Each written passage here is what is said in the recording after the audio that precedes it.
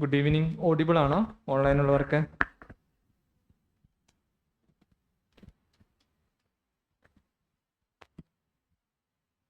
കേൾക്കാമോ പറയുന്നത്? ഓക്കെ. നമ്മൾ കഴിഞ്ഞ ദിവസം ഇന്നലെ ക്ലാസ്സിൽ എല്ലാവരും ഉള്ളവരായിരുന്നോ എന്ന് എനിക്കറിയില്ല. നമ്മൾ ഇന്നലെ വളരെ ജനറൽ ആയിട്ടുള്ള നമ്മൾ എന്താണ് പഠിക്കുന്നത്, എങ്ങനെയാണ് അതിനെ അപ്രോച്ച് ചെയ്യേണ്ടത് തുടങ്ങിയ വളരെ ജനറലായ കാര്യങ്ങളാണ് പറഞ്ഞത്. അപ്പോൾ ഇനിയുള്ള 4 ദിവസം നമ്മൾ കുറച്ചും കൂടി ഡീറ്റെയിൽഡ് ആയിട്ട് നമുക്ക് പഠിക്കാനുള്ള വിഷയത്തിൻ്റെ ഒരു പ്രാധാന്യത്തെ, അതിൽ ഓരോ ഭാഗത്തും എന്തൊക്കെ പരിശോധിക്കണം എന്നുള്ളത് നമ്മൾ നോക്കുകയാണ്. ഇപ്പം ഇന്നലെ നമ്മൾ ഭാഷാ ചരിത്രം എങ്ങനെ പഠിക്കണം, അതിലെങ്ങനെയാണ് നമ്മളതിനെ സമീപിക്കേണ്ടത്, അതുപോലെ സാഹിത്യ ചരിത്രം എങ്ങനെ വായിക്കണം, സാഹിത്യ ചരിത്രത്തിലെ കൃതികളെ നമ്മൾ എങ്ങനെ മനസ്സിലാക്കണം തുടങ്ങിയ വളരെ ജനറലായ കാര്യങ്ങൾ പറഞ്ഞു. അതിനെ കുറേ കൂടി വ്യക്തമായിട്ട് അതിൻ്റെ ഒരു നമുക്ക് പഠിക്കാനുള്ളൊരു സിലബസിനെ നമുക്ക് മനസ്സിലാക്കുന്ന രീതിയിലാണ് നമ്മളിന്ന് മുന്നോട്ട് പോകുന്നത്. അപ്പോൾ നിങ്ങൾ ചെയ്യേണ്ട ഒരു പ്രധാനപ്പെട്ട കാര്യം, നമ്മൾ ഇന്ന് ഈ 4 ദിവസങ്ങളിൽ നമ്മൾ ചർച്ച ചെയ്യുന്ന നിങ്ങൾക്ക് വളരെ പ്രധാനപ്പെട്ടെന്ന് തോന്നുന്ന പോയിന്റുകൾ കുറിച്ച് വെക്കണം. അതിപ്പോഴാണ് ഉപയോഗപ്പെടുക എന്ന് വെച്ചാൽ, നമ്മളിനി ഓരോ യൂണിറ്റുകളായി പഠിക്കുന്ന സമയത്ത് എന്തിനാണ് ഓരോ യൂണിറ്റും പഠിക്കുന്നത് എന്ന് നമ്മളെ ഓർമ്മപ്പെടുത്താൻ, അല്ലെങ്കിൽ ഈ യൂണിറ്റിൽ എന്തൊക്കെ പരിശോധിക്കണം, എങ്ങനെയാണ് ഈ യൂണിറ്റിനെ സമീപിക്കേണ്ടത് തുടങ്ങിയ കാര്യങ്ങൾ നിങ്ങൾ മനസ്സിലാക്കാൻ സഹായിക്കും. ഇപ്പോൾ പ്രധാനമായിട്ടും നിങ്ങൾ നോട്ട് എടുക്കുക എന്നുള്ളത് വളരെ പ്രധാനപ്പെട്ടാണ്. നമ്മൾ വളരെ വ്യക്തമായിട്ട് നമ്മുടെ സബ്ജക്റ്റാണ് പറയുന്നത്. നമ്മൾ ഒരുപാട് 4 മാസം 5 മാസത്തെ കോഴ്സിൽ വളരെ വിശദമായി പഠിപ്പിക്കുന്ന കാര്യത്തെ കുറച്ച് 4 മണിക്കൂറുകൾ കൊണ്ട് ചുരുക്കി പറയാനാണ് നമ്മൾ ഈ 4 ദിവസങ്ങളിൽ ശ്രമിക്കുന്നത്. അപ്പോൾ അതിൻ്റെ കോർ ആയിട്ടുള്ളൊരു ഐഡിയ നമുക്ക് പറയാൻ പറ്റുള്ളൂ. സ്വാഭാവികമായിട്ടും ആ ഒരു ആശയത്തെ നിങ്ങൾക്ക് ഇനിയുള്ള നിങ്ങളുടെ മുന്നോട്ടുള്ള പഠനത്തിൽ നിങ്ങൾക്ക് കാര്യങ്ങൾ കൂടുതൽ മനസ്സിലാക്കാനും നോട്ട് എടുക്കാനും ഒക്കെ സഹായകമാകുന്ന രീതിയിലേക്ക് കുറിച്ച് വെക്കണം. അപ്പം നമ്മൾ കൊടുത്തിരിക്കുന്ന ഒരു ടൈറ്റിൽ എന്ന് പറയുന്നത് പദ്യ സാഹിത്യ ചരിത്രമാണ് നമ്മളിന്ന് പഠിക്കുന്നത്. നാളെ നമ്മൾ ഗദ്യ സാഹിത്യ ചരിത്രം പഠിക്കും. അതിനുശേഷം നമ്മൾ കവിതകൾ എങ്ങനെ വായിക്കണം എന്ന് നമ്മുടെ പഠിക്കാനുള്ള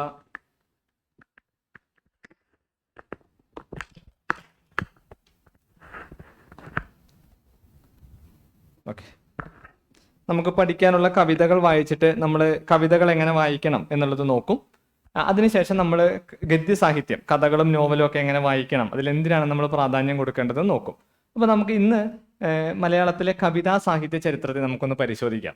നിങ്ങൾ പഠിച്ചിട്ടുള്ളതായിരിക്കും, കുറേയൊക്കെ നിങ്ങൾ ക്ലാസ്സുകളിൽ കേട്ടിട്ടുണ്ടാവും. ഒരുപക്ഷെ നിങ്ങൾ ഈ ക്രമത്തിൽ ഇത്രയധികം ഒരുമിച്ച് ചിലപ്പോൾ ഇങ്ങനെയാണല്ലോ എന്നുള്ളത് ചിലപ്പോൾ നിങ്ങൾ ചിന്തിച്ചിട്ടുണ്ടാവില്ല. ഓരോ കവിതയായിട്ട് ചിലപ്പോൾ കേട്ടിട്ടുണ്ടാകാം, ഓരോ യൂണിറ്റായി പഠിച്ചിട്ടുണ്ടാവാം. പക്ഷെ എന്തിനാണ് നമ്മളിത് ഇങ്ങനെ പറയുന്നതെന്ന് വെച്ചാൽ, ഇങ്ങനെ നമ്മൾ മനസ്സിലാക്കിയാലാണ് ചോദ്യത്തിനുള്ള ഉത്തരത്തിലേക്ക് നമുക്ക് എഴുതാൻ പറ്റുള്ളൂ. കറക്റ്റ് ആ ചോദ്യത്തിൻ്റെ ഒരു ഡിമാൻഡ് എന്താണ്, നമുക്ക് ഓരോ യൂണിറ്റിൻ്റെയും ചോദ്യത്തിൻ്റെ ഡിമാൻഡിനെ വളരെ വ്യക്തമായിട്ട് നമുക്ക് മനസ്സിലാക്കാൻ പറ്റും. എന്താണ് ഈ യൂണിറ്റിൽ നിന്ന് വരാൻ സാധ്യതയുള്ള ചോദ്യങ്ങൾ, അതിൻ്റെ ഒരു ഡിമാൻഡ് എന്തായിരിക്കും എന്നുള്ളത് നമുക്ക് വളരെ വ്യക്തമായിട്ട് മനസ്സിലാക്കാൻ പറ്റും. അതെങ്ങനെയാണെന്ന് നമുക്കൊന്ന് നോക്കാം. ഓക്കെ. മലയാളത്തിൻ്റെ ഒരു കവിതാ സാഹിത്യ ചരിത്രത്തെക്കുറിച്ച് സംസാരിക്കുമ്പോൾ നമുക്ക് കണ്ടെടുക്കപ്പെട്ടിട്ടുള്ളതിൽ ഏറ്റവും പഴയ കവിത എന്ന് നമ്മൾ പറയുന്നത് രാമചരിതമാണ്. അപ്പോൾ രാമചരിതം മുതൽ രാമചരിതത്തിൽ നമ്മൾക്ക് അതിൻ്റെ ഒരു പ്രസ്ഥാനത്തിൻ്റെ പേര് വെച്ച് പറയുകയാണെങ്കിൽ പാട്ട് പ്രസ്ഥാനം. അപ്പോൾ പാട്ട് കവിതകൾ മുതൽ നമ്മൾ ഇന്ന് കാണുന്ന വളരെ ഉത്തരാധുനികരായിട്ടുള്ള കവികളെ വരെ നമ്മൾ പല സ്ഥലങ്ങളിലായിട്ട് പഠിക്കുന്നുണ്ട്. ഉത്തരാധുനിക കവികൾ എന്ന് പറയുമ്പോൾ നമ്മുടെ സിലബസിൽ ഏറ്റവും അവസാനമുള്ളത് ആറ്റൂർ രവിവർമ്മയാണ്. അദ്ദേഹം ഒരു ഏറ്റവും ലേറ്റസ്റ്റ് ആയ കവിയൊന്നും അല്ല. ഞാൻ കഴിഞ്ഞ ദിവസം ഇങ്ങനെ ജനറലായി പറഞ്ഞ സമയത്ത് പറഞ്ഞു, അന്ന് സിലബസ് ഒക്കെ ഇടുന്ന സമയത്ത് ഒരു പ്രധാനപ്പെട്ട കവിയായിരിക്കും. നമുക്കറിയാം, 10-24 വർഷം മുമ്പിട്ട സിലബസാണ്. 2000 മുതൽ ഇത് തന്നെയാണ് സിലബസ്. അപ്പോൾ അതിനുശേഷം ഒരുപാട് കവികൾ മലയാളത്തിൽ കടന്നു വന്നിട്ടുണ്ട്. മലയാള കവിത പിന്നെയും മാറിയിട്ടുണ്ട്. അതും UPSC ചോദ്യമായിട്ട് വന്നിട്ടുണ്ട്. ഇപ്പോൾ റഫീഖ് അഹമ്മദിനെ പോലുള്ള കവികളെ, S ജോസഫിനെ പോലുള്ള കവികളെയൊക്കെ UPSC ചോദിച്ചിട്ടുണ്ട്. അപ്പോൾ ഏറ്റവും പുതിയ കവിതയുടെ ട്രെൻഡ് വരെ നമ്മൾ മനസ്സിലാക്കുന്ന രീതിയിലാണ് മലയാള കവിതാ സാഹിത്യ ചരിത്രത്തെ നമ്മൾ മനസ്സിലാക്കേണ്ടത്. അപ്പം എങ്ങനെയാണ് മലയാള കവിത രൂപപ്പെടുന്നത്, അതിന് ഓരോ ഘട്ടത്തിലും എന്തൊക്കെ പ്രത്യേകതകൾ ഉണ്ടായിരുന്നു, ഓരോ കാലഘട്ടത്തിലും മലയാള കവിത കൊണ്ടുവന്ന മാറ്റങ്ങൾ എന്താണ്, പണ്ട് എഴുതിയ അതേ കവിത തന്നെയാണോ ഇന്ന് എഴുതുന്നത്, പഴയ കവിത നമുക്ക് എന്തുകൊണ്ട് വായിച്ചിട്ട് ഇന്ന് നമുക്ക് വായിച്ചാൽ മനസ്സിലാവില്ല, അതിനർത്ഥം എഴുതണം, അപ്പോൾ അത് എന്തുകൊണ്ടാണ് ആ ഭാഷ നമുക്ക് മനസ്സിലാകാത്തത്, എന്ന് കാലം തൊട്ടുള്ള കവിത നമുക്ക് വായിച്ചാൽ മനസ്സിലാകും. അപ്പോൾ ആ കാലമായപ്പോഴേക്ക് എന്ത് സംഭവിച്ചു? ഈ നമ്മൾ സാഹിത്യത്തെ മനസ്സിലാക്കാൻ ശ്രമിക്കുമ്പോൾ ഇതൊരു സർഗാത്മകമാണ് എന്ന് പറയുമ്പോഴും സാഹിത്യത്തിന് എല്ലാ കാലത്തും നമ്മൾ ഭാവനയുടെ സൃഷ്ടി എന്നൊക്കെയാണ് സാഹിത്യത്തെ പൊതുവിൽ പറയാറ്. പക്ഷെ അങ്ങനെ മനുഷ്യൻ എന്താണ് പറയുക, അവൻ്റെ ചിന്ത കൊണ്ടോ ഭാവന കൊണ്ടോ വായുവിൽ നിന്നുണ്ടാക്കുന്ന ഒന്ന് എന്ന് നമുക്ക് സാഹിത്യത്തെ പറയാൻ പറ്റില്ല. സാഹിത്യത്തിന് എല്ലാ കാലത്തും അത് എഴുതപ്പെടുന്ന, അത് സൃഷ്ടിക്കപ്പെടുന്ന കാലഘട്ടവുമായിട്ട് ബന്ധമുണ്ട്. എന്ന് വെച്ചാൽ ഞാൻ സാഹിത്യത്തെക്കുറിച്ച് എപ്പോഴും ക്ലാസ്സിൽ പറയുന്നൊരു കാര്യം, എനിക്കിങ്ങനെ എപ്പോഴും തോന്നുന്ന ഒരു ആശയമാണ്. രണ്ട് തരത്തിലാണ് ലോകത്ത് സാഹിത്യവും കലകളും ഒക്കെ മുന്നോട്ട് പോകുന്നത്. ഒന്നുകിൽ കാലത്തോട് സമരസപ്പെട്ട്, അല്ലെങ്കിൽ കാലത്തോട് സമരം ചെയ്ത്. എന്ന് വെച്ചാൽ നമ്മൾ ജീവിക്കുന്ന കാലത്തെ അതേ അർത്ഥത്തിൽ ഉൾക്കൊണ്ട് ഈ കാലത്തിൻ്റെ പ്രത്യേകതകൾ പ്രസന്റ് ചെയ്യുന്നതായിരിക്കാം സാഹിത്യം. നമ്മുടെ ഈ കാലത്തെ സാമൂഹിക ബന്ധങ്ങൾ, നമ്മുടെ വ്യക്തിബന്ധങ്ങൾക്കൊരു സ്വഭാവമുണ്ട്. ഇതല്ല ഒരു 50 വർഷം മുമ്പ് വ്യക്തിബന്ധങ്ങൾ എന്ന് പറഞ്ഞാൽ, നമ്മൾ ഉദാഹരണം പറഞ്ഞാൽ ഇന്നത്തെ നമ്മുടെ ഒരു പ്രണയസങ്കല്പം അല്ല 50 വർഷം മുമ്പുള്ള ഒരു പ്രണയസങ്കല്പം. കാരണം നമ്മുടെ മുന്നിലുള്ള ഒരു തലമുറ പ്രണയത്തെ കാണുന്ന പോലെയല്ല നമ്മൾ ഇന്ന് കാണുന്നത്, അതുപോലെയല്ല നമ്മുടെ വരുന്ന തലമുറ കാണുന്നത്. ഇതൊക്കെ മാറും. അപ്പൊ ഇത്തരം സങ്കല്പങ്ങൾ, അതേ സങ്കല്പം ഇന്ന് എന്താണോ നമ്മൾ കാണുന്ന സങ്കല്പം, അതിനെ അടയാളപ്പെടുത്തിയാൽ നമ്മൾ പറയും അത് കാലത്തോട് സമരസപ്പെടുകയാണ്, കാലത്തെ അതേപോലെ സാഹിത്യത്തിൽ കൊണ്ടുവരികയാണ്. എന്നാൽ ചിലപ്പോഴൊക്കെ സാഹിത്യം ആ കാലത്തിൽ നിന്ന് മാറി ചിന്തിക്കും. കാലത്തിനപ്പുറത്ത്, ഇന്ന് നമ്മൾ ചിന്തിക്കുന്നതിനപ്പുറത്ത് സാഹിത്യത്തിൽ കടന്നു വരും. അത് കാലത്തോട് സമരം ചെയ്യുക എന്ന് പറയാം. നമ്മൾ ഈ കാലത്ത് ഇല്ലാത്തൊരു കാര്യത്തെ സാഹിത്യത്തിൽ അവതരിപ്പിച്ച് ഇങ്ങനെ ഒരു സമൂഹത്തെ ചിന്തിക്കാൻ പ്രേരിപ്പിക്കും. നമ്മളെപ്പോഴും വിഷണറിയായ എഴുത്തുകാർ, കവി ക്രാന്തദർശിയാണ് എന്നൊരു സംസ്കൃതത്തിൽ പറച്ചിലുണ്ട്. കവി മുൻകൂട്ടിയുള്ള നടക്കാൻ പോകുന്ന കാര്യങ്ങളെ കാണാൻ കഴിവുള്ള ആളായിരിക്കണം കവി. ആ ദർശനം എന്ന് പറയുന്നത് വരാൻ പോകുന്ന തലമുറയെ മാറ്റാൻ കഴിവുണ്ടാകുമ്പോഴാണ്. നമ്മൾ യഥാർത്ഥത്തിൽ പഠിക്കുന്ന ഭൂരിഭാഗം പേരും അവരുടെ കാലത്തിൽ നിന്ന് മാറി നടന്നവരെയാണ്. ആ കാലത്തെ അടയാളപ്പെടുത്തിയവരെ അല്ല ശരിക്കും.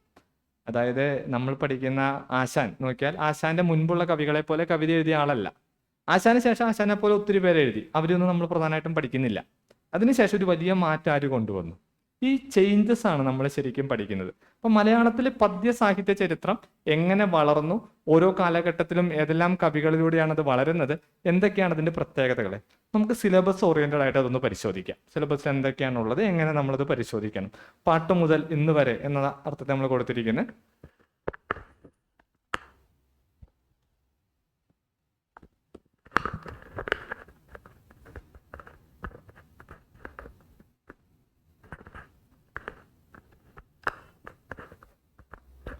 ഓക്കെ, നമുക്ക് പഠിക്കാനുള്ള രണ്ട് പ്രധാനപ്പെട്ട അല്ലെങ്കിൽ നമ്മുടെ കവിതാ സാഹിത്യ ചരിത്രത്തിന്റെ ഒരു ആരംഭം പ്രധാനമായിട്ടും രണ്ട് പ്രസ്ഥാനങ്ങളിലൂടെയാണ്. നമുക്ക് കണ്ടെടുക്കപ്പെട്ട ഏറ്റവും പഴയ കൃതി എന്ന് നമ്മൾ പറയുന്നത് രാമചരിതത്തെയാണ്.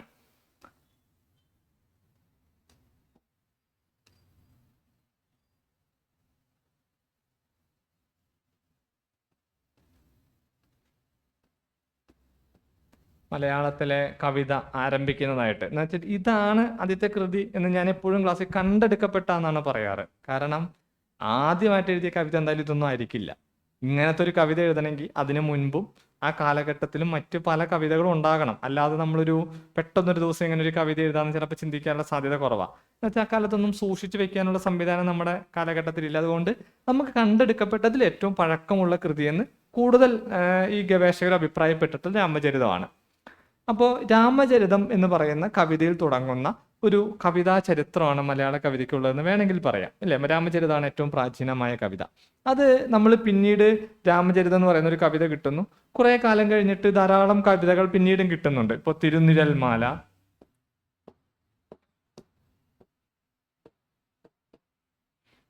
അതുപോലെ രാമകഥാപാട്ട്, പിന്നീട് നമ്മൾ കുറച്ചു കാലം കൂടി കഴിയുമ്പോൾ വേറെ ഒരുപാട് കൃതികൾ കിട്ടുന്നുണ്ട്. നമുക്ക് അവയെ പൊതുവിൽ നിരണം കൃതികൾ എന്ന് പറയാം. രാമപ്പണിക്കരും മാധവൻ പണിക്കരും ശങ്കരപ്പണിക്കരും ഒക്കെ എഴുതിയിട്ടുള്ള കൃതികൾ 5ഓ 6ഓ കവിതകൾ നമുക്ക് കിട്ടിയിട്ടുണ്ട്. അതിലാണ് നമ്മുടെ കണ്ണശരാമായണം, ഭാഷാ ഭഗവത്ഗീത, അങ്ങനെയുള്ള ധാരാളം കൃതികൾ വരുന്നത്. അപ്പോൾ നമ്മളിങ്ങനെ പരിശോധിക്കുമ്പോൾ ഇങ്ങനത്തെ കുറേ കവിതകൾ കിട്ടി. അപ്പോൾ ആദ്യം ഇപ്പൊ കവിത എഴുതുന്നവർ അതെങ്ങനെ മനസ്സിലാക്കിയിട്ട് എഴുതി എന്നതിനപ്പുറം നമ്മൾ കണ്ടു കിട്ടിയ പാട്ട് ഈ കൃതികൾ എടുത്ത് പരിശോധിക്കുന്ന സമയത്ത് നമുക്ക് ഒരു കാര്യം മനസ്സിലായി, ഇതൊരു പ്രത്യേക രീതിയിൽ എഴുതപ്പെടുന്ന കവിതകളാണ്. അങ്ങനെയാണ് നമ്മൾ ഈ കവിതകളെ കുറിച്ച് കൂടുതൽ അന്വേഷിച്ചപ്പോഴാണ് ലീലാതിലകം എന്ന് പറയുന്ന പുസ്തകം നമ്മുടെ മുന്നിലേക്ക് വരുന്നത്. അപ്പൊ അതിൽ ധാരാളം കവിതാ രീതികളെ കുറിച്ചും എഴുത്തിനെ കുറിച്ചും ഒക്കെ പറയുന്നിടത്ത് അത് ഒരു പ്രത്യേക സാഹിത്യ പ്രസ്ഥാനത്തെ കുറിച്ച് പറഞ്ഞു. അതിൽ അദ്ദേഹം ഇങ്ങനെ പറഞ്ഞു: ദ്രമിഡ സംഘാതാക്ഷര നിബദ്ധം യദുഗമോന വൃത്തവിശേഷയുക്തം പാട്ട് എന്നൊരു നിർവചനം കണ്ടു. അങ്ങനെ കൃതികൾ എടുത്ത് പരിശോധിച്ചപ്പോൾ രാമചരിതം എന്ന് പറയുന്ന കൃതി ഈ നിയമത്തെ പാലിക്കുന്നതാണ്.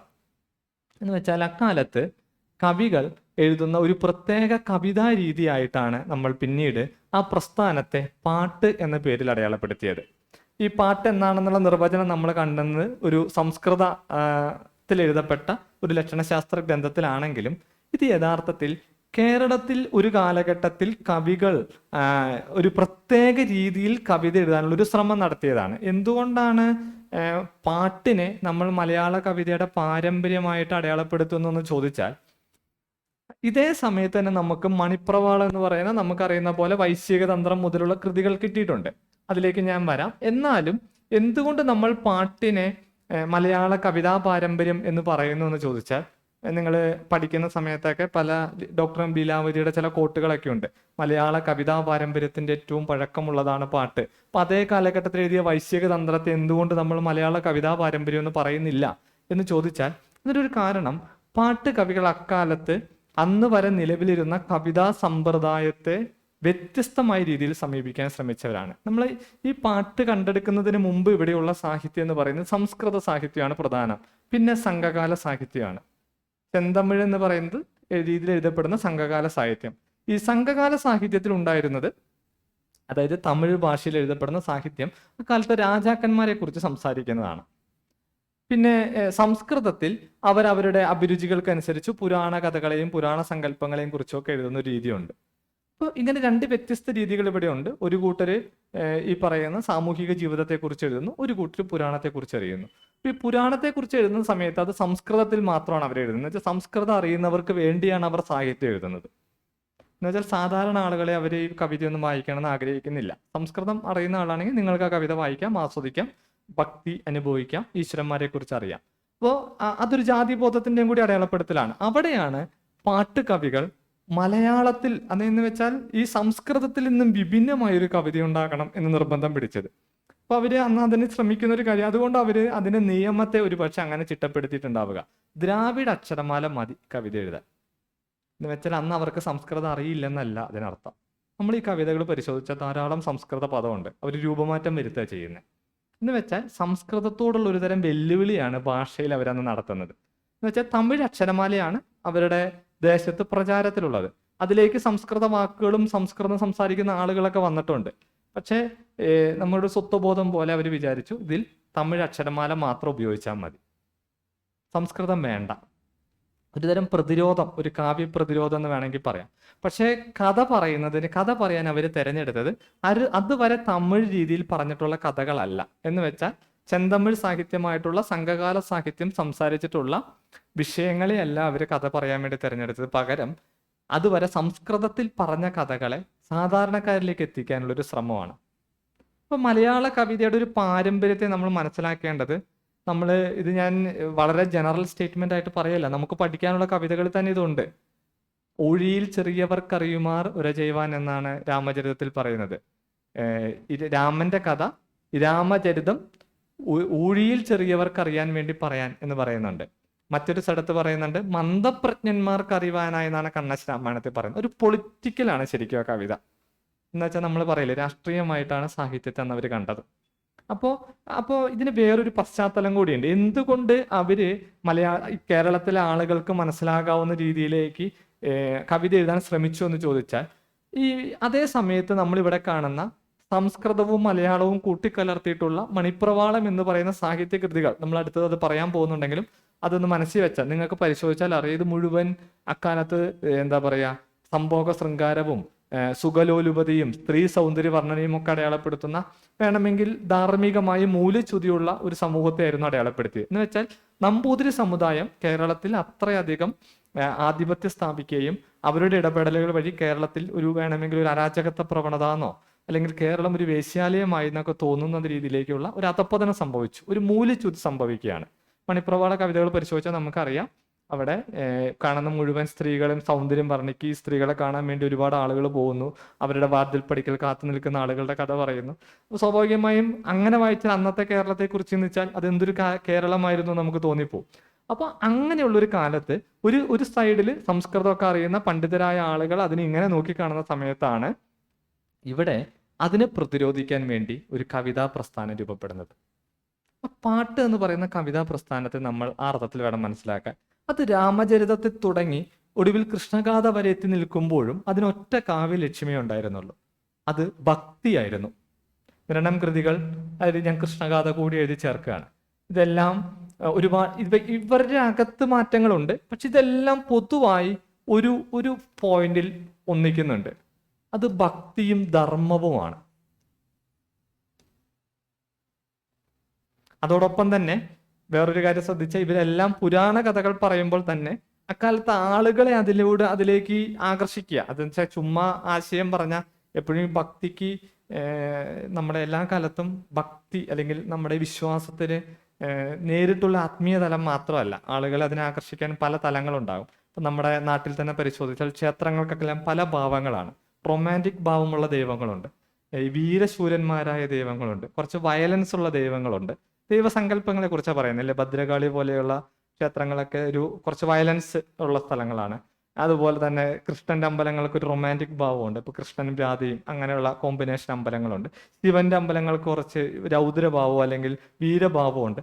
അപ്പോൾ ഈ കാലഘട്ടത്തിൽ ആളുകളെ ഭക്തിയിലേക്ക് അടുപ്പിക്കാൻ ഇവർ തിരഞ്ഞെടുത്തിരിക്കുന്ന കഥാസന്ദർഭങ്ങളിലും വീരം വളരെ ശക്തമാണ്.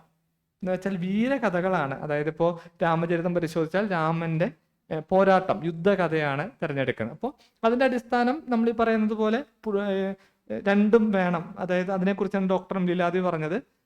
ഈ ഇഷ്ടപാനീയത്തിൽ ഔഷധ കണികകൾ കലർത്തി കൊടുക്കുന്ന ബിഷക്കിന്റെ നയമാണ് രാമചരിതകാരൻ എന്ന് പറയുന്നത്. അതായത് ഒരു വൈദ്യൻ മരുന്ന് കൊടുക്കുമ്പോൾ മരുന്നിനെല്ലാം അത്ര നല്ല ടേസ്റ്റ് ഉണ്ടാവില്ല. അപ്പോൾ നല്ല ഇഷ്ടമുള്ള പാലിൽ കലക്കി കുടിക്കാനോ അല്ലെങ്കിൽ ഏതെങ്കിലും പഴങ്ങളുടെ ചാറിൽ കലക്കി കുടിക്കാനാണ് പണ്ട് കാലത്തെ വൈദ്യന്മാർ പറയുക. അപ്പോൾ ഇഷ്ടപ്പെട്ട സാധനം എന്തോ അതിലൊഴിച്ച് ഇത് മരുന്നിന്റെ അളവ് ചെറുതായതുകൊണ്ട് അതങ്ങ് അകത്ത് പൊക്കോളും.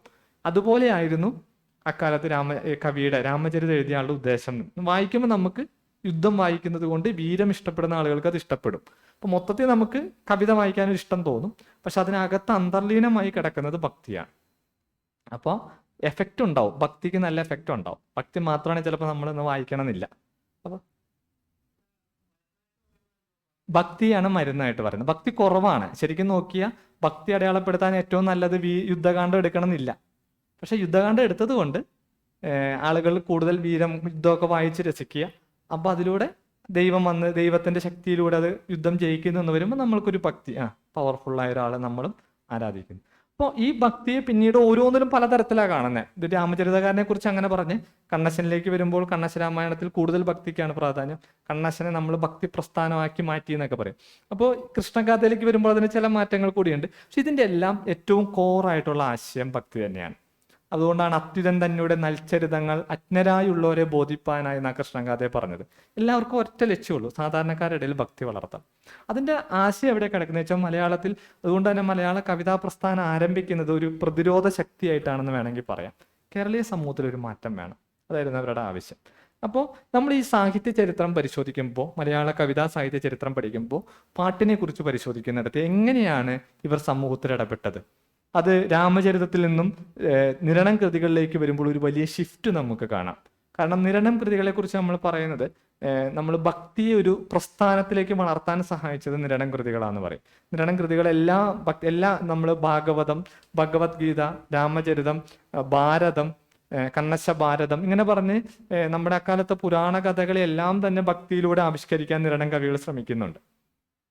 അപ്പൊ ഇവരതിനെ ഒരു പ്രസ്ഥാനമാക്കി മാറ്റി. ഇത് അക്കാലത്ത് ആളുകൾ അത്യാവശ്യം വായിക്കാനൊക്കെ തുടങ്ങി, ആളുകൾ അതിലൂടെ ആകർഷിക്കാൻ തുടങ്ങി. അതിനുശേഷം കൃഷ്ണഗാഥ വരുന്നു. കൃഷ്ണന്റെ കഥ പറഞ്ഞ് അവിടെ കുറെ കൂടി വാത്സല്യവും പ്രണയവും ശൃംഗാരവും ഒക്കെ അവതരിപ്പിച്ചിട്ടാണ്. പക്ഷെ അതിൻ്റെയൊക്കെ അടിസ്ഥാനം ഭക്തി തന്നെയാണ്. കൃഷ്ണന്റെ കുട്ടിത്വമൊക്കെ നമുക്കൊരു ഭക്തിയായിട്ടാണ്, ഭക്തരുടെ സന്തോഷമായിട്ടാണ് കാണിക്കുന്നത്. അങ്ങനെ ഇതിലൂടെയൊക്കെ ആളുകളെ കൂടുതൽ കവിതയിലൂടെ ആളുകളെ ഒരു പുതിയ മാറ്റത്തിലേക്ക് കൊണ്ടുവരാൻ, അത് ആ മാറ്റം എന്ന് പറയുന്നത് നമ്മൾ നേരത്തെ പറഞ്ഞ പോലെ ഒരു അരാജകത്വത്തിൽ നിന്നോ ഒരു ധാർമ്മിക മൂല്യച്യുതിയിൽ നിന്നോ മാറ്റാനുള്ള ഒരു ശ്രമം കവികൾ നടത്തുകയാണ്. ഇത് ശരിക്കും വർക്ക് ആവുന്നുണ്ട് താനും. അങ്ങനെ അടുത്തൊരു ഘട്ടത്തിലേക്ക് വരുമ്പോൾ കേരളം മൊത്തം അലയടിക്കുന്നത് ഈ അതിന് സമാന്തരമായി നിലനിന്നിരുന്ന ഈ മൂല്യച്യുതി അടയാളപ്പെടുത്തിയിരുന്ന കവിതകൾ നിന്നു പോവുകയും ഈ പ്രസ്ഥാനം വളരുകയും ചെയ്യാണ്. അപ്പൊ അതുകൊണ്ട് മലയാള കവിത നമ്മളിപ്പോൾ 12-ാം നൂറ്റാണ്ട് മുതൽ 15-ാം നൂറ്റാണ്ട് വരെയുള്ള കവിതയിൽ ഒരു സൈഡിൽ വളരുന്നത് പാട്ടുപ്രസ്ഥാനം എന്ന പേരിലാണ്. ഈ പാട്ടിനെ കുറിച്ച് നമ്മൾ പഠിക്കുമ്പോൾ നമ്മൾ രണ്ട് സ്ഥലത്ത് ഇത് പഠിക്കുന്നുണ്ട്. ഒന്നിപ്പോൾ നമ്മൾ ഇതിന്റെ സാഹിത്യപരമായ പ്രത്യേകതയാണ് പറഞ്ഞത്. അതെ, കണ്ണശന്മാരാണ് കണ്ണശന്മാർ. അത് ഈ നിരണം കൃതികൾ എന്നുള്ള പേര് വന്നത് നിരണത്ത് രാമപ്പണിക്കർ എന്ന് പറഞ്ഞ ആ ദേശത്തുള്ള ചുറ്റുവട്ടത്താണ് ഇവരെല്ലാവരും ഒരേ ദേശത്തുള്ള. അപ്പൊ നിരണത്ത് രാമപ്പണിക്കർ എന്നാണ് അദ്ദേഹത്തിന്റെ പേര്. അപ്പൊ അദ്ദേഹം എഴുതിയ ആ വൃത്തം ഒരു കാലത്ത് നിരണം വൃത്തം അറിയപ്പെട്ടു. ദീർഘതരംഗിണി വൃത്തം പിൽക്കാലത്ത് നിരണം വൃത്തം എന്നറിയപ്പെട്ടു. മറ്റ് കവികളും അതേ വൃത്തത്തിൽ തന്നെ കവിത എഴുതിയതുകൊണ്ട് നമ്മൾ അവരെ നിരണം കവികൾ എന്ന് പറയും, കണ്ണശ കവികൾ എന്ന് പറയും. ഇതെല്ലാം ഒരേ ആളുകൾ തന്നെയാണ്. ദീർഘതരംഗിണി പാട്ടിനെ കുറിച്ച് നമ്മൾ ഇപ്പൊ പറഞ്ഞതെല്ലാം അത് സാഹിത്യപരമായി എങ്ങനെ മാറ്റപ്പെട്ടു എന്നാ. ഇതിനൊപ്പം തന്നെ ഭാഷയിലും വലിയ മാറ്റങ്ങൾ സംഭവിച്ചു. അതും നമ്മൾ പരിശോധിക്കുന്നുണ്ട്. ഇപ്പൊ രാമചരിതം ആ നിയമം പാലിക്കുന്നു എന്ന് നമ്മൾ പറഞ്ഞു. പക്ഷെ പിന്നീട് വരുന്ന പല കൃതികളും, ഇപ്പൊ രാമകഥാപാട്ടും തിരുനെൽമാലയും ഒരു പരിധി വരെ നിയമം പാലിക്കുന്നുണ്ട്. പിന്നീട് വരുന്ന കൃതികളിലേക്ക് വരുമ്പോൾ നിയമം തെറ്റിച്ചു. പക്ഷെ അപ്പോഴും നമ്മൾ ഇവരെ പാട്ടുപ്രസ്ഥാനം എന്ന് തന്നെയാണ് പറയുന്നത്. അതെന്തുകൊണ്ടാണെന്ന് പറയാം. തെറ്റിച്ച നിയമം എന്താണെന്ന് ചോദിച്ചാൽ ദ്രമിഡ സംഘാതാക്ഷര നിബദ്ധം എന്നാണ്. ദ്രാവിഡ അക്ഷരമാലയിൽ നിബദ്ധിക്കണം എന്നുള്ളതാണ് അതിന്റെ ഫസ്റ്റ് ലൈൻ. അത് തെറ്റിച്ചു. പകരം അവര് സംസ്കൃത അക്ഷരമാല പദങ്ങൾ ഈ കവിതകളിലേക്ക് സ്വീകരിച്ചു. അപ്പോൾ സ്വാഭാവികമായി നിയമം തെറ്റിയാൽ പ്രസ്ഥാനം മാറില്ലേ എന്നുള്ളത് സ്വാഭാവികമായിട്ട് നമുക്ക് ചിന്തിക്കേണ്ട ഒരു കാര്യമാണ്. പക്ഷെ നമ്മൾ സാഹിത്യ പ്രസ്ഥാനങ്ങളെ മനസ്സിലാക്കേണ്ടത് ഭാഷാപരമായ നിയമങ്ങൾ കൊണ്ട് മാത്രമല്ല. കാരണം ഒരു പ്രസ്ഥാനം എന്ന് പറയുന്നത് അതിന്റെ മോട്ടീവ് എന്താണ്, അത് മുന്നോട്ട് വെക്കുന്ന ഉദ്ദേശ ലക്ഷ്യം, അത് കൈകാര്യം ചെയ്യുന്ന രീതി, ഇതെല്ലാം നമ്മളൊരു പ്രസ്ഥാനത്തെ അടയാളപ്പെടുത്തുന്ന ഒരു ലക്ഷ്യം എന്താണ് എന്നുള്ളത് കവിത എഴുതുന്ന ലക്ഷ്യം. ഒരേ ലക്ഷ്യത്തിൽ എഴുതുന്ന എഴുത്തുകാരെ നമ്മളൊരു പ്രത്യേക പ്രസ്ഥാനമായിട്ട് പറയും. ഉദാഹരണം പറഞ്ഞാൽ സാമൂഹിക മാറ്റങ്ങളെ കുറിച്ച് എഴുതിയ എഴുത്തുകാരെയാണ് നമ്മൾ നവോത്ഥാന കാല എഴുത്തുകാരെന്ന് പറയുന്നത്. അപ്പോൾ ഇതേപോലെയുള്ള അതിന്റെ അടിസ്ഥാന ലക്ഷ്യത്തിൽ അവർ മാറുന്നില്ല. പകരം ഭാഷയിൽ അവർ മാറ്റം വരുത്തി. അത് ഈ പ്രസ്ഥാനത്തിന് ഗുണം ചെയ്തോ ദോഷം ചെയ്തോ എന്ന് നമ്മൾ പരിശോധിക്കുമ്പോൾ അത് ഗുണം ചെയ്തു. അത് എവിടെയാണ് ഗുണം ചെയ്യുന്നതെന്ന് ചോദിച്ചാൽ യഥാർത്ഥത്തിൽ അവർ ചെയ്തൊരു കാര്യം എന്താണെന്ന് വെച്ചാൽ, അതുവരെ നമ്മൾ ഈ നിയമം പാലിക്കാൻ വേണ്ടി നമ്മളെ കവിത എഴുതുമ്പോൾ ഇപ്പോൾ സംസ്കൃത വാക്കുകൾ ഒഴിവാക്കാൻ അവർക്ക് പറ്റില്ല. കാരണം ഈ സംസ്കൃത കഥയാണല്ലോ എഴുതുന്നത്. ഈ 12-ാം നൂറ്റാണ്ടൊക്കെ ആകുമ്പോഴേക്കും കേരളത്തിൽ ധാരാളം സംസ്കൃത പദങ്ങൾ നമ്മുടെ നിത്യ ഉപയോഗത്തിന്റെ ഭാഗമായിട്ടുണ്ട്. ഇപ്പൊ നമ്മൾ ഉദാഹരണം പറഞ്ഞാൽ ഇപ്പൊ നമ്മൾ ഇംഗ്ലീഷ് ഉപയോഗിക്കുന്നത് പോലെ ചില വാക്കുകൾക്കൊക്കെ നമുക്ക് മലയാളം കിട്ടില്ല. സ്വിച്ചിനെ നമ്മൾ മലയാളത്തിൽ പറയാറില്ല അല്ലേ? നമ്മുടെ നിത്യ ജീവിതത്തിൽ എഴുത്തുകാരോ എത്ര വലിയ ഭാഷാ പണ്ഡിതനാണെങ്കിലും എഴുതുമ്പോൾ സ്വിച്ച് എന്നൊക്കെ നമ്മൾ എഴുതി പോകും. അത് ആവശ്യമുള്ളൊരു സന്ദർഭമാണെങ്കിൽ. വൈദ്യുതി ഗമനാഗമന നിയന്ത്രണ പ്രവേഗ യന്ത്രം പ്രവർത്തിപ്പിച്ചു അല്ലെങ്കിൽ പ്രവർത്തിപ്പിച്ചില്ല എന്നൊന്നും നമ്മൾ എഴുതില്ല. ഇതേപോലെ ആ 12-ാം നൂറ്റാണ്ടൊക്കെ ആകുമ്പോഴേക്കും കേരളത്തിലെ ആളുകളുടെ വ്യവഹാര ഭാഷയിൽ സംസ്കൃതം കലർന്നു കഴിഞ്ഞു. പക്ഷെ കവിതയിൽ അത് ഒഴിവാക്കണം എന്നുള്ളത്, അക്ഷരങ്ങൾ അത് ഉപയോഗിക്കരുതെന്ന് കവികൾക്ക് നിർബന്ധം ഉണ്ടായതുകൊണ്ട് രാമചരിതനുകാരനും മറ്റുള്ള കവികളും ഒക്കെ അക്കാലത്ത് എന്ത് ചെയ്തു? അതിനെ തർജ്ജമ ചെയ്തും തത്സമമാക്കിയും തൽഭവമാക്കിയും ഒക്കെ ഉപയോഗിച്ചു. എന്ന് വെച്ചാൽ ഇപ്പൊ ഉദാഹരണം പറയുവാണെങ്കിൽ ധരതലം, ഭൂമി എന്ന് പറയുന്ന ഒരു വാക്കാണ്. ഈ വാക്ക് അവർക്ക് അറിയാം, അക്കാലത്തുള്ളതാണ്. പക്ഷെ അവർക്ക് എന്ത് പറ്റില്ല? സംസ്കൃത അക്ഷരമാല ഉപയോഗിക്കാൻ പറ്റില്ല, ഈ ഉപയോഗിക്കാൻ പറ്റില്ല. അപ്പൊ അവർ കവിതയിൽ ആ വാക്കിനെ തരതലം എന്നെഴുതി. ഇത് വാക്കിത് തന്നെയാണ് ശരിക്കും, പക്ഷെ അക്ഷരം മാറ്റി എഴുതുകയാണ് ചെയ്യുന്നത്. അപ്പോൾ അത് ശരിക്കും പിൽക്കാലത്ത് വരുമ്പോൾ ആളുകൾ എന്ത് ചിന്തിച്ചിട്ടുണ്ടാവണം? ഇത് വായിക്കുമ്പോൾ കൂടുതൽ കൺഫ്യൂഷൻ ആവും. ഇപ്പൊ ദേവൻ എന്നുള്ള വാക്ക് ഇതൊരു സംസ്കൃത വാക്കാണ്. ഇത് അവർക്ക് ഉപയോഗിക്കാതിരിക്കാനേ പറ്റില്ല. അപ്പൊ അവർ അക്കാലത്ത് ഉപയോഗിച്ചൊരു വാക്കാണ്. പിന്നീട് നമ്മൾ തേവർ, മലയാളത്തിൽ ആ വാക്ക് എപ്പോഴും ഉണ്ട്. ദാക്ക് പകരം ഉപയോഗിച്ചു ദ എന്നുള്ള വാക്ക് ഉപയോഗിച്ചു. അപ്പൊ ഇതിങ്ങനെ മാറ്റം വരുത്തിയാണ് ആദ്യകാലത്ത് എഴുതിയത്. പിൽക്കാലത്ത് കവികൾ എന്ത് ചിന്തിച്ചു? ഈ ഭാഷയിൽ ഇതെല്ലാം ഉണ്ടാവും, ഇത്രയധികം ആളുകൾ ഉപയോഗിക്കുന്നുണ്ട്. അപ്പൊ ആളുകൾക്ക് അത് കേൾക്കുന്നതാണ് കൂടുതൽ മനസ്സിലാവുക. ഒറിജിനൽ വാക്ക് എന്തോ അങ്ങനെ തന്നെ കേട്ടാൽ കൂടുതൽ നന്നാവും. പിന്നെ 15-ാം നൂറ്റാണ്ട് 14-ാം നൂറ്റാണ്ടൊക്കെ ആകുമ്പോഴേക്കും കൂടുതൽ സംസ്കൃത വാക്കുകൾ മലയാളത്തിൽ ഉപയോഗത്തിലുണ്ട്. അപ്പൊ അവരത് അങ്ങനെ തന്നെ എഴുതി. ശരിക്കും ഭാഷയെ സംബന്ധിച്ചിടത്തോളം കവിതയെ സംബന്ധിച്ചിടത്തോളം അതൊരു വളർച്ചയ്ക്ക് കാരണമായി.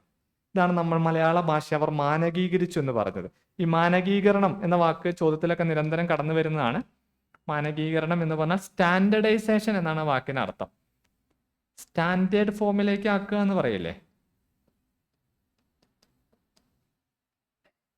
സ്റ്റാൻഡേർഡൈസേഷൻ. ഓക്കെ, സ്റ്റാൻഡേർഡ് ആക്കുക എന്നുള്ള ആശയമാണ് ഇതിന്റെ ടോട്ടൽ ഐഡിയ, മാനകീകരണം. അപ്പൊ ഇവര് മാനകീകരിച്ചു എന്ന് പറഞ്ഞാൽ അക്കാലത്ത് എന്താണോ ആളുകൾ ഉപയോഗിക്കുന്ന ഭാഷ അത് സാഹിത്യത്തിൽ ഉപയോഗിച്ച് കൂടുതൽ ആളുകളിലേക്ക് സാഹിത്യത്തെ എത്താൻ ശ്രമിച്ചു.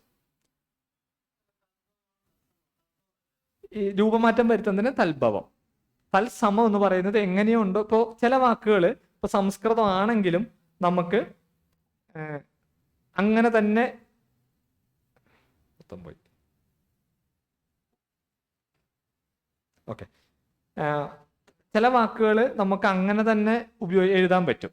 ഇപ്പൊ ആനനം എന്നുള്ള വാക്ക്, ഇതൊരു മുഖം എന്നുള്ളതിൻ്റെ ഒരു സംസ്കൃത വാക്കാണ്. ഇത് തമിഴ് അക്ഷരമാലയിലുണ്ട്. അപ്പൊ അങ്ങനെ തന്നെ എഴുതാം. അതിനെയാണ് നമ്മൾ തത്സമം എന്ന് പറയുന്നത്. ഓക്കെ,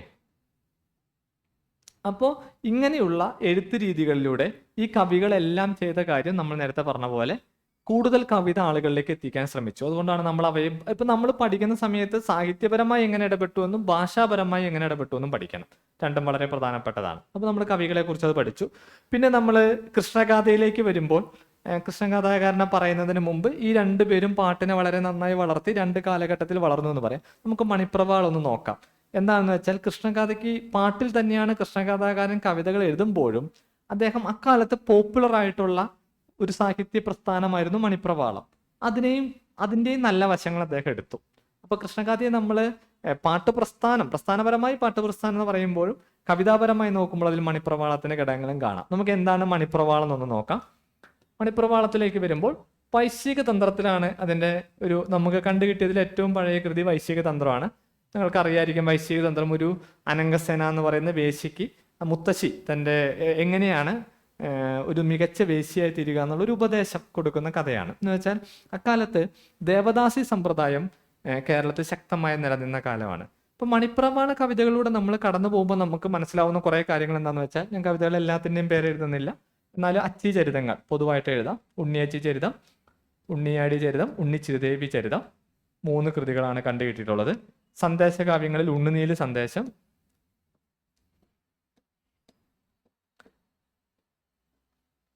കൃതികളൊക്കെ നമ്മൾ വിശദമായിട്ട് പഠിക്കും. ഞാൻ വളരെ ജനറലായിട്ട് പറഞ്ഞു പോവാണ്. അനന്തപുര വർണ്ണനം, ചന്ദ്രോത്സവം, 15-ാം നൂറ്റാണ്ടായി. ചന്ദ്രോത്സവം,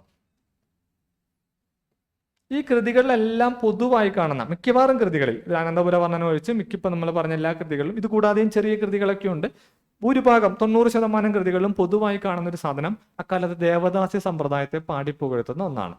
ദേവദാസി സമ്പ്രദായത്തെക്കുറിച്ച് നമ്മൾ സൂചിപ്പിച്ചിട്ടുണ്ട്.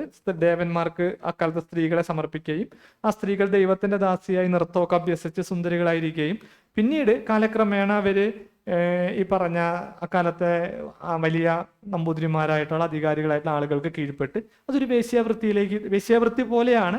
പക്ഷെ നമുക്ക് ഇന്ന് സമൂഹത്തിൽ വേശ്യാവൃത്തി ഒരു ഭാരതീയ സമൂഹത്തിൽ അത്ര ഒരു അഭിമാനാർഹമായ തൊഴിലായിട്ട് കരുതുന്നില്ല. ലൈംഗിക തൊഴിലാളി എന്ന രീതിയിൽ നമ്മൾ പരിഗണിക്കുമ്പോഴും അതൊരു അഭിമാനമുള്ള കാര്യം അക്കാലത്ത്. പക്ഷേ ഇത്തരത്തിലൊരു വേശ്യയായി തീരുക എന്നുള്ള അഭിമാനമാണ് എന്നാണ് കവിതയിൽ പറയുന്നത്. ഇക്കാലത്ത് സ്ത്രീകൾക്ക് അത് എങ്ങനെയായിരുന്നു നമുക്കറിയില്ല. ഇതിനെക്കുറിച്ച് നമ്മൾ പറയുമ്പോൾ ഈ എഴുത്തുകാർക്കും സാഹിത്യത്തിനൊക്കെ ആര് പറയുന്നു എന്നുള്ളത് വലിയ കാര്യം. ഇതൊക്കെ ആണുങ്ങളാണ് എഴുതി വെച്ചേക്കുന്നത്. സ്ത്രീകൾ അതിൽ ഹാപ്പി ആയിരുന്നു എന്ന് നമുക്ക് പറയാൻ പറ്റില്ല. പക്ഷെ പൊതുബോധത്തിൽ അങ്ങനെയൊന്നും ഉണ്ട് എന്ന് തോന്നിപ്പിക്കുന്ന തരത്തിൽ അക്കാലത്തെ കേരളീയ സമൂഹത്തിന്റെ ഒരു ചിത്രം ഈ കവിതകളിലുണ്ട്. അപ്പൊ 12 മുതൽ 15 വരെയുള്ള നൂറ്റാണ്ടുകളിൽ കേരളീയ സമൂഹത്തിൽ, പ്രത്യേകിച്ച് നമ്പൂതിരി സമുദായത്തിലെ അക്കാലത്ത് ഉയർന്ന ബ്രാഹ്മണ സമൂഹത്തിന്റെയും ഉപരിവർഗത്തിന്റെയും ഒക്കെ കാഴ്ചപ്പാടിൽ നിന്നുകൊണ്ട് കേരളീയ സമൂഹത്തെ അടയാളപ്പെടുത്തുന്ന കൃതികളാണിത്. ഇവിടെ നമ്മൾ ഭക്തിയൊക്കെ അടയാളപ്പെടുത്തി എന്ന് പറയുമ്പോഴും നമുക്ക് എന്തായിരുന്നു കേരളം എന്നറിയാനുള്ള ഒരു തെളിവ് ഇതിനകത്തില്ല, പുരാണ കഥയായതുകൊണ്ട്. അങ്ങനെ ഒരു സംഭാവന തരുന്നത് നമ്മുടെ പഴയ മണിപ്രവാള കവിതകളാണ്. അതുകൊണ്ട് തന്നെ ഈ മണിപ്രവാള കവിതകളുടെ സാംസ്കാരിക സംഭാവന എന്ന് പറയുന്നത് പല പോയിന്റുകളായിട്ട് നമ്മൾ പരിശോധിക്കേണ്ടതാണ്. അത് സാമൂഹിക ജീവിതം അടയാളപ്പെടുത്തുന്നു. അതോടൊപ്പം തന്നെ നമ്മുടെ ഇതിന്റെ മാർഗവർണ്ണനകൾ പച്ചി ചരിതങ്ങളിലാണെങ്കിലും സന്ദേശകാവ്യങ്ങളിലാണെങ്കിലും അനന്തപുര വർണ്ണനത്തിലൊക്കെ ആണെങ്കിലും ഒരു സ്ഥലത്തേക്ക് പോകുമ്പോൾ വഴി പറഞ്ഞു കൊടുക്കുക. അപ്പോൾ ഈ വഴിയെക്കുറിച്ച് പറയുമ്പോൾ ആ പോകുന്ന വഴിക്ക് കാണുന്ന കാഴ്ചകൾ വർണ്ണിക്കുക, അതിൽ അങ്ങാടികളെ കുറിച്ച് വിപണന സമ്പ്രദായങ്ങളെക്കുറിച്ച്, കച്ചവട രീതികളെക്കുറിച്ച്, ഇങ്ങനെ കേരളത്തിൻ്റെ ഒരു സാംസ്കാരിക ചിത്രത്തെ, സാമ്പത്തികമായിട്ടുള്ള രൂപത്തെ, അല്ലെങ്കിൽ രീതികളെ, അല്ലെങ്കിൽ ഭൂമിശാസ്ത്രപരമായ പ്രത്യേകതകളെ, കേരളത്തിൽ പോകുന്ന വഴിക്ക് ഇവർ വഴിയിൽ കാണുന്ന കുളങ്ങൾ, ക്ഷേത്രങ്ങൾ, മലകൾ, അങ്ങാടികൾ, ഇതെല്ലാം ഇതിനകത്തുണ്ട്. അപ്പോൾ ഈ യാത്രാ അനുഭവങ്ങൾ എന്ന രീതിയിൽ കാണുന്ന കാര്യങ്ങൾ നമുക്കൊരു സാംസ്കാരികപരമായ അറിവ് മറ്റൊരു തരത്തിൽ കൂടി തരുന്നുണ്ട്. ചന്ദ്രോത്സവം വരെയുള്ള കൃതികൾ ഒരേ പാറ്റേൺ ആണ്, ഒരേ ആശയങ്ങളാണ് ഏകദേശം. വളരെ ഒന്നോ രണ്ടോ കൃതികൾ അതിൽ നിന്ന് മാറി നിൽക്കുന്നത് കാണാം. അപ്പൊ ഇത് ഈ കാലത്ത് നമ്മൾ നോക്കുമ്പോൾ അച്ചിചരിതങ്ങൾ 3 ഉണ്ട്. പിന്നെ ഇത് കൂടാതെ ചെറിയ ധാരാളം കാവ്യങ്ങളുണ്ട്. കൂടുതൽ കൃതികൾ ഉണ്ടായിട്ടുള്ളത് ഈ മണിപ്രവാളത്തിലാണ്. അപ്പൊ ഇതിന് വലിയ വായനക്കാരുണ്ടെന്ന് മനസ്സിലാക്കിയിട്ടാവണം ചെറുശ്ശേരി ഈ കൃതികളുടെ ഒരു എന്താണ് പറയാ, വായനക്കാരെ രസിപ്പിക്കുന്ന ഘടകങ്ങളെ തൻ്റെ കവിത പാട്ടിൽ എഴുതിയപ്പോൾ കൃഷ്ണഗാഥയിലേക്ക് കൊണ്ടുവന്നു. ശൃംഗാരമൊക്കെ കുറച്ചൊക്കെ ഉപയോഗിച്ചു, ഹാസ്യം ഉപയോഗിച്ചു, കേരളീയത കൊണ്ടുവന്നു. ചെറുശ്ശേരിയുടെ കൃഷ്ണഗാഥ നമ്മൾ വായിച്ചു കഴിഞ്ഞാൽ അതിനകത്ത് നമുക്ക് മനസ്സിലാവും, കൃഷ്ണൻ കളിക്കുന്നത് നമ്മുടെ ഇവിടെ ഏതോ ഒരു ഗ്രാമത്തിലാണ്, ഏതോ പശുവിനെയൊക്കെ മെച്ച് നടക്കുന്ന ഒരു കൂട്ടം ആളുകളുടെ കൂടെയുള്ള ഒരാളാണ് കൃഷ്ണൻ നമുക്ക് തോന്നിപ്പോവും. കേരളത്തിൽ ഒഴുകുന്ന നദികളൊക്കെയാണ് അതിൽ വർണ്ണിക്കുന്നതെന്നൊക്കെ തോന്നും. പുരാണ കഥയാണ്. പക്ഷെ ആ കേരളീയമായ നമ്മുടെ കേരളത്തിലെ ആളുകളുടെ കണി കാണലിനെ കുറിച്ചും, വിഷുക്കണി എന്നുള്ള രീതി, ഓണത്തെക്കുറിച്ചും ഒക്കെ അതിൽ പറയുന്നുണ്ട്. അപ്പൊ കേരളീയത എന്ന് പറയുന്ന ഇത്തരം പ്രത്യേകതകൾ കൊണ്ടുവന്ന് പാട്ടിനെയും മണിപ്രവാളത്തിന്റെയും സാഹിത്യപരമായ ചില പ്രത്യേകതകളെ സമന്വയിപ്പിച്ചുകൊണ്ട് പ്രസ്ഥാനപരമായ പ്രത്യേകതയെ മുൻനിർത്തിയാണ് കൃഷ്ണഗാഥ ഉണ്ടായതെന്ന് വേണമെങ്കിൽ പറയാം. പല ഭാവങ്ങൾ അതിനകത്തുണ്ട്, ഭക്തിയുണ്ട്, അതോടൊപ്പം തന്നെ വാത്സല്യമുണ്ട്, ശൃംഗാരമുണ്ട്, ഹാസ്യമുണ്ട്, ഇതെല്ലാം കൂടിയാണ്. അപ്പോൾ ഇങ്ങനെ 2 കൈവഴികളായി വരുന്ന പ്രസ്ഥാനങ്ങൾ, പാട്ടും മണിപ്രവാളവുമായി വരുന്ന കവിതാ പ്രസ്ഥാനങ്ങൾ 15-ാം നൂറ്റാണ്ടാകുമ്പോഴേക്കും മണിപ്രവാള കാവ്യ പാരമ്പര്യത്തിൽ നിന്ന് കൃഷ്ണഗാഥ അതിൻ്റെ രൂപപരമായ, അവതരണപരമായ പ്രത്യേകതകൾ സ്വീകരിച്ചെങ്കിലും 15-ാം നൂറ്റാണ്ടിന് ശേഷം മണിപ്രവാള സാഹിത്യത്തിൽ പാട്ടിന്റെ സ്വാധീനം കടന്നു വരുന്നതായിട്ട് നമ്മൾ കാണും. ഇപ്പം ഇവിടം വരെ ഇത് വളരെ പോപ്പുലറാണ്. ഇതിന് കൂടുതൽ കൃതികളുണ്ട്, കൂടുതൽ വായനക്കാരുണ്ട്, കൂടുതൽ ആരാധകരുണ്ടെങ്കിൽ ചന്ദ്രോത്സവത്തിന്റെ വരവാകുമ്പോഴേക്കും കൃഷ്ണഗാഥാകാരൻ അതിന് ചില പ്രത്യേകതകളൊക്കെ സ്വീകരിക്കുന്നുണ്ടെങ്കിലും 15-ാം നൂറ്റാണ്ടിന് ശേഷം തിരിച്ചാണ് സംഭവിക്കുന്നത്. പാട്ടാണ് മുന്നോട്ടുള്ള എന്താ പറയുക, സാഹിത്യത്തെ, സമൂഹത്തെയൊക്കെ സ്വാധീനിക്കുക എന്നൊരു തോന്നൽ ഒരുപക്ഷെ എഴുത്തുകാർക്കുണ്ടായിട്ടാണ്. അതുകൊണ്ടാണ് മണിപ്രവാളത്തിന്റെ 2-ാം ഘട്ടത്തിൽ പുരാണ കഥകളാണ് ചമ്പുക്കളായിട്ട് വരുന്നത്. നൈഷധം ചമ്പു, രാമായണം ചമ്പു തുടങ്ങിയ കൃതികൾ പുരാണ കഥകളെ അടിസ്ഥാനമാക്കി അവർ കൃതികൾ രചിച്ചു. അപ്പോൾ അതിലൂടെ ഭക്തി തന്നെയാണ് പിന്നീട് മണിപ്രവാളവും വായനക്കാർക്കിടയിലേക്ക് കൊടുക്കാൻ ശ്രമിക്കുന്നത്. അപ്പോൾ ഇങ്ങനെ ഈ കവിതാ പ്രസ്ഥാനങ്ങൾ അങ്ങോട്ടും ഇങ്ങോട്ടും കൊടുക്കൽ വാങ്ങലിലൂടെയാണ് 15-ാം നൂറ്റാണ്ടിന് ശേഷം 16-17 നൂറ്റാണ്ടുകളിൽ മണിപ്രവാളത്തിനെ പോലും സ്വാധീനിക്കുന്ന വിധം പാട്ട് വളരുന്നുണ്ട്. അപ്പോൾ ഇത്രയാണ് നമ്മുടെ കണ്ടെടുക്കപ്പെട്ട. അപ്പോൾ ഇതിൽ നമ്മൾ പരിശോധിക്കുന്ന സമയത്ത് ഭാഷയിലും വലിയ മാറ്റങ്ങൾ വരുന്നുണ്ട്. മണിപ്രവാളത്തിന്റെ ഭാഷ എന്ന് പറയുന്നത് അക്കാലത്ത് നമ്പൂതിരിമാർ എഴുതിയത് കൊണ്ട് തന്നെ നമ്പൂതിരിമാരുടെ അവരുടെ ഭാഷയായുള്ള സംസ്കൃതത്തെയും മലയാളത്തെയും കൂട്ടിക്കലർത്തിയാണ് എഴുതിയിരിക്കുന്നത്. അതിന് തന്നെ പ്രത്യേക നിയമങ്ങളൊക്കെ ഉണ്ട്. ആ നിയമങ്ങളൊക്കെയാണ് നമ്മൾ ഭാഷാ സംസ്കൃത യോഗവും മണിപ്രവാളത്തിന്റെ നിർവചനത്തിൽ വ്യാഖ്യാനിക്കുന്നത്. അതെല്ലാം പരിശോധിച്ച് ഓരോ കൃതികൾ പരിശോധിക്കുമ്പോൾ ഭാഷയിൽ ചെറിയ മാറ്റങ്ങളുണ്ട്. പച്ചിചരിതങ്ങൾ, ചമ്പുക്കൾ എടുക്കുന്ന സമയത്ത് ഗദ്യവും പദ്യവും ഇടകലർത്തിയിട്ടുള്ള രൂപം കാണാം. രൂപപരമായിട്ടൊക്കെ ധാരാളം പ്രത്യേകതകൾ ഓരോ കൃതി അടയാളപ്പെടുത്തുന്നുണ്ട്. ഇതെല്ലാം നമ്മൾ ചരിത്രപരമായി പരിശോധിക്കണം. അപ്പോൾ നമ്മൾ ഏകദേശം 15-ാം നൂറ്റാണ്ടിലെത്തി നിൽക്കുകയാണ്. 16-17 നൂറ്റാണ്ടുകളിൽ മണിപ്രവാളത്തിലുണ്ടായ കവിതകളെക്കുറിച്ചും പറഞ്ഞു. ഇനി എന്താണ് പിന്നീട് മലയാള കവിതയെ സംഭവിക്കുന്നത്? 16-ാം നൂറ്റാണ്ടിന് ശേഷം മലയാള കവിത പുതിയ കൈവഴികളിലേക്ക് വളരുകയാണ്.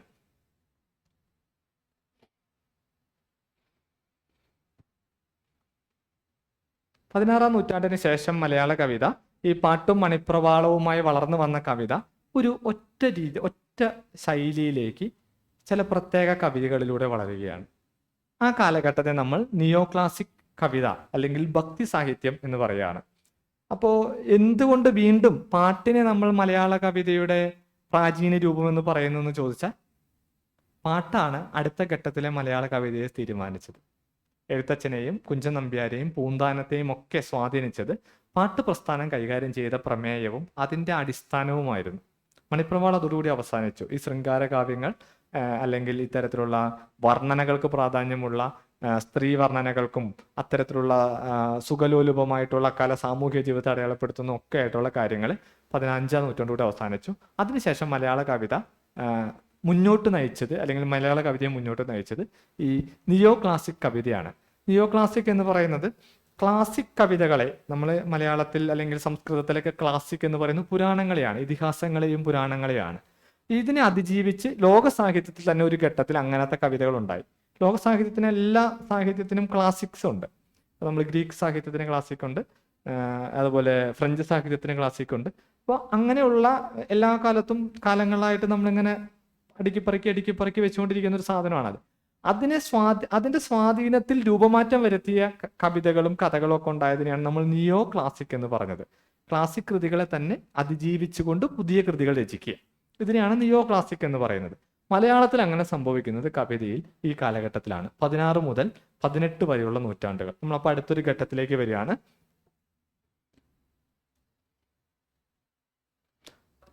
പറഞ്ഞു മാറി. മണിപ്രവാളത്തിൽ നമുക്ക് സെപ്പറേറ്റ് കൃതികൾ 17-ാം നൂറ്റാണ്ട് വരെ കണ്ടു കിട്ടുന്നുണ്ടെങ്കിലും എഴുത്തച്ഛനിലോട്ട് വരുമ്പോൾ ഇത് രണ്ടും കൂടി സമന്വയിച്ച് കഴിഞ്ഞു. പാട്ടിന് പിന്നെ സെപ്പറേറ്റ് ഐഡന്റിറ്റി ഇല്ല. എഴുത്തച്ഛൻ്റെ എഴുത്ത് രീതി ശരിക്കും നമ്മൾ പാട്ടിന്റെ കണ്ടിന്യൂഷൻ ആയിട്ടാണ് ശരിക്കും പറയുന്നത്. കിളിപ്പാട്ട് എന്നാണല്ലോ പറയുന്നത്. ആ മലയാള കവിതയെ പിന്നീട് നമ്മൾ പാട്ട് എന്ന രീതിയിലാണ് ആ രീതിയിലാണ് വരുന്നത്. അപ്പോൾ 16-18 നൂറ്റാണ്ടുകളിൽ നമ്മൾ പരിശോധിക്കുന്ന സമയത്ത് ഈ ക്ലാസിക് കവിതകളെ അധികരിച്ച് പലതരത്തിലുള്ള കവിതകളുണ്ടായി. ആ കാലത്ത് നമ്മൾ പ്രധാനമായിട്ടും 3 പ്രസ്ഥാനങ്ങളെ മലയാള കവിതയിൽ കടന്നു വരുന്നുണ്ട്. അതിൽ ഏറ്റവും പഴയത് പാന എന്ന് പറയുന്ന കവിതാ രീതിയാണ്. ഒരുപാട് കവിതകളൊന്നും അതിലില്ല. പാന എന്ന് പറയുന്ന ഒരു തരം ക്ഷേത്രങ്ങളിൽ നടക്കുന്ന ആചാരത്തിന്റെ ഭാഗമായിട്ട് നടക്കുന്ന ഒരു തുള്ളലിന് വേണ്ടി പാട്ട് എഴുതുന്ന രീതിയായിരുന്നു. അതിനെ അടിസ്ഥാനമാക്കിക്കൊണ്ട് ആ വൃത്തമൊക്കെ ഉപയോഗിച്ചുകൊണ്ട് പൂന്താനമാണ് ഈ പാന രീതിയിലുള്ള കവിതകൾ എഴുതുന്നത്. പാനയുടെ താളത്തെയൊക്കെ അടിസ്ഥാനമാക്കി കവിതകൾ എഴുതുന്നത്. അപ്പോൾ പൂന്താനത്തിന്റെ കവിതകളിലേക്ക് നമ്മൾ പോകുന്ന സമയത്ത് പരിശോധിച്ചാൽ നമുക്ക് മനസ്സിലാവും, അന്ന് വരെ മലയാള കവിത ഉപയോഗിച്ച ഒരു പദരീതിയോ ആശയരീതിയോ അല്ല പൂന്താനം പിന്തുടരുന്നത്. ഭാഷയിൽ അദ്ദേഹം വലിയൊരു മാറ്റം തുടക്കം കുറിച്ചു. എന്ന് വെച്ചാൽ സാധാരണക്കാരെയാണ് അദ്ദേഹം തന്റെ കവിതകളിലൂടെ ലക്ഷ്യം വെച്ചത്. ഭാഷ വളരെ ലളിതമാക്കി.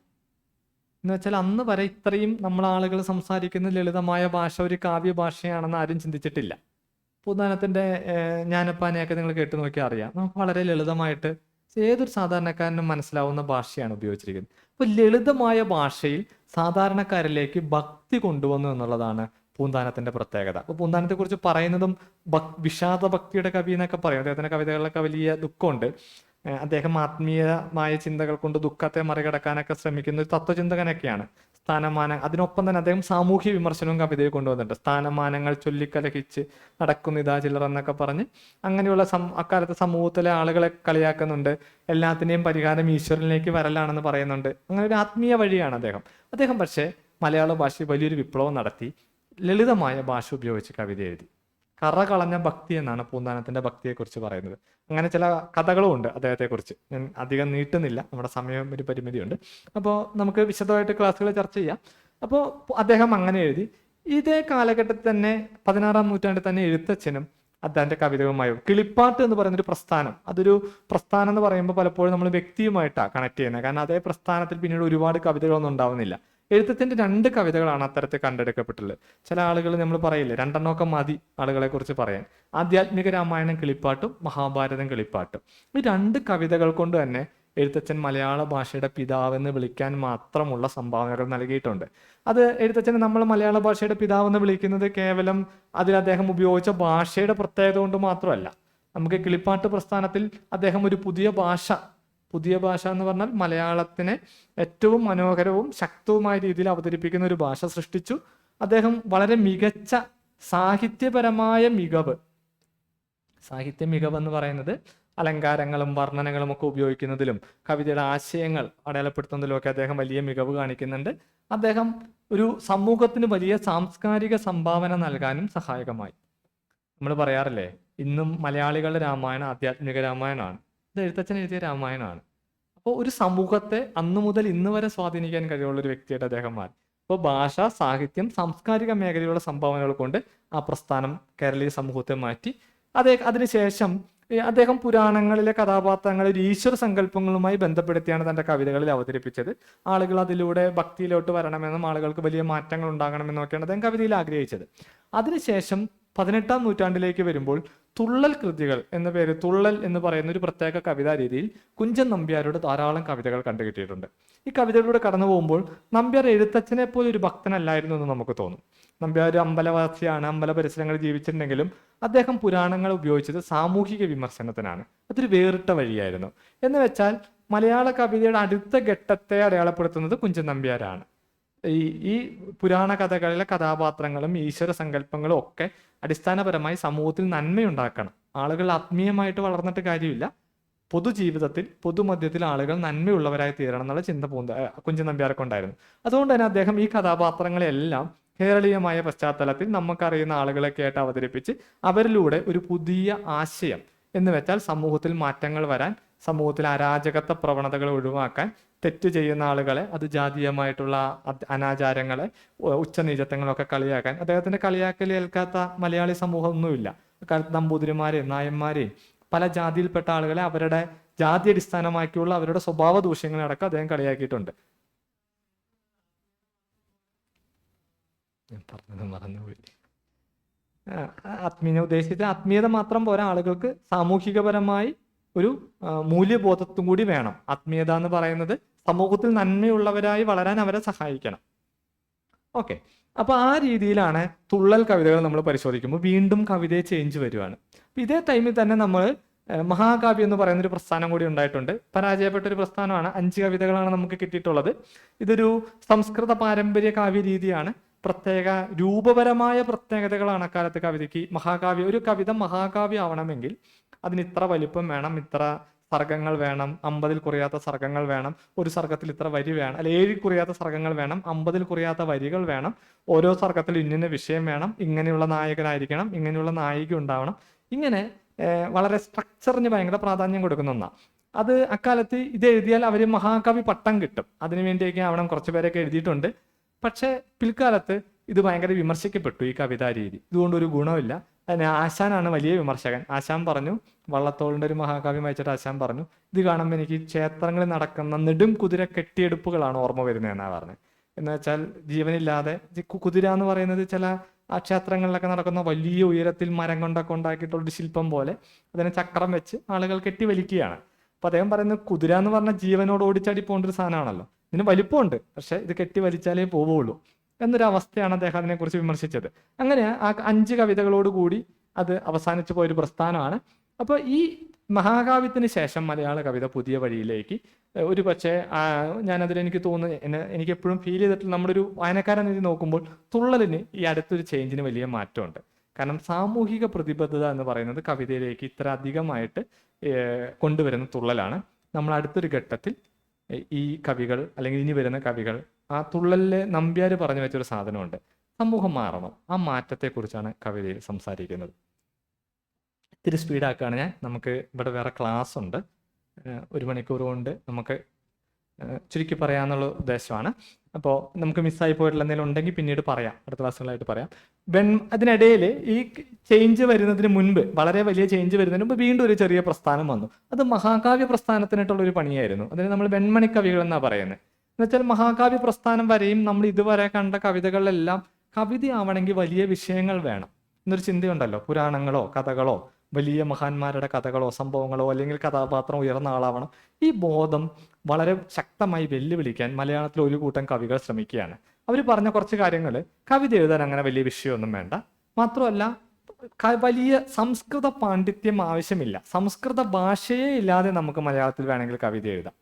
അങ്ങനെ രൂപത്തിലും ഭാവത്തിലും അതുവരെ ഉണ്ടായിരുന്ന കവിതാ സങ്കല്പങ്ങളെ വെല്ലുവിളിച്ചുകൊണ്ട് മലയാളത്തിൽ ഒരു കവിതാ പ്രസ്ഥാനം രൂപപ്പെട്ടു. കൊടുങ്ങല്ലൂർ കോവിലകം കേന്ദ്രമാക്കി പ്രവർത്തിച്ച ഒരു കൂട്ടം കവികളാണ് കുഞ്ഞുകുട്ടൻ തമ്പുരാനെ പോലെ, വെൺമണി മഹാൻ, വെൺമണി അച്ഛൻ എന്നൊക്കെ പറയുന്ന കുറച്ച് കവികൾ ഒത്തുചേർന്ന് ഒരു പുതിയ പ്രസ്ഥാനം തുടങ്ങി.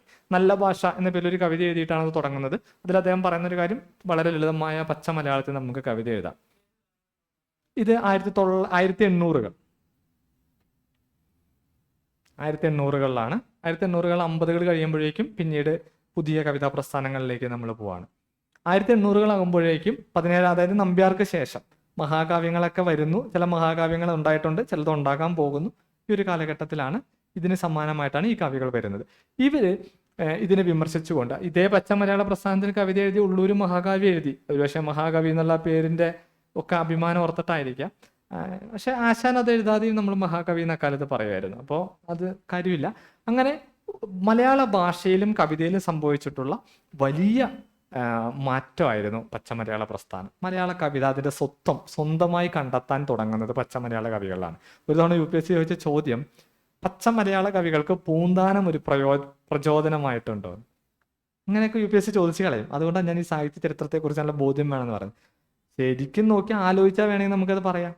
പൂന്താനം തന്റെ കവിതയിൽ കൊണ്ടുവന്നത് ശുദ്ധ മലയാളമാണ്. പിന്നീട് വരുന്ന പച്ച മലയാള കവികൾ ചിന്തിച്ചിട്ടുണ്ടാവില്ലേ, പൂന്താനത്തിന്റെ ഭക്തിക്ക് ഇത്ര പ്രചാരം ഉണ്ടെങ്കിൽ ആ രീതിയിൽ എഴുതിയാൽ പോലെ, എന്തിനാ അത്ര കട്ടിയായ സംസ്കൃതം എന്ന്. അപ്പൊ നമുക്ക് അവരെ വേണമെങ്കിൽ അവരുടെ ചില പൊതു സ്വഭാവങ്ങൾ വെച്ച് കണക്ട് ചെയ്യാം. അപ്പൊ അങ്ങനെയൊക്കെ UPSC ചോദിക്കാറുണ്ട്. അതുകൊണ്ട് നമ്മൾ പറഞ്ഞ ചരിത്രബോധം, ചരിത്രബോധം നമുക്ക് വേണം. അങ്ങനെ പച്ച മലയാള പ്രസ്ഥാനം രൂപപ്പെട്ടു. അതിലെ കവികളുടെ പ്രത്യേകതകൾ, ഇതും ഒരു പരാജയ പ്രസ്ഥാനം എന്ന് അറിയപ്പെടുന്നത്. കാരണം കുറച്ച് കഴിഞ്ഞപ്പോൾ ഇവർക്ക് ഇനി ഒന്നും എഴുതാൻ, അതായത് ഇതിനെ മുന്നോട്ട് നയിക്കുന്ന ഒരു ശക്തിയില്ല ഈ പ്രസ്ഥാനത്തിന്. എന്ത് കണ്ടാലും കവിത എഴുതുന്നു. ഒരു സ്ത്രീ പാടത്തിന്റെ വരമ്പിലൂടെ നടന്നു പോകുന്ന കണ്ടാൽ കവിത എഴുതുന്നു. അങ്ങനെ കവിതയ്ക്കൊരു കുറച്ച് കഴിഞ്ഞപ്പോൾ എന്ത് എഴുതും, ഇതിനൊരു ശക്തിയില്ല എന്നൊരു തോന്നൽ വന്നു. സാവധാനം ഈ പ്രസ്ഥാനവും നിന്നുപോയി. ഇതൊരു വേണമെങ്കിൽ ഒരു തർക്കത്തിന്റെ പുറത്തോ ഒരു വാശിപ്പുറത്തോ ഒക്കെ തുടങ്ങിയതാണ്. പക്ഷെ മലയാള കവിതയിൽ വലിയ ചില മാറ്റങ്ങൾക്ക് സംസ്കൃതത്തോടുള്ള അമിതമായിട്ടുള്ള ഒരു അഭിനിവേശം ഒഴിവാക്കാൻ ഇത് സഹായിച്ചു എന്ന് പറയാം.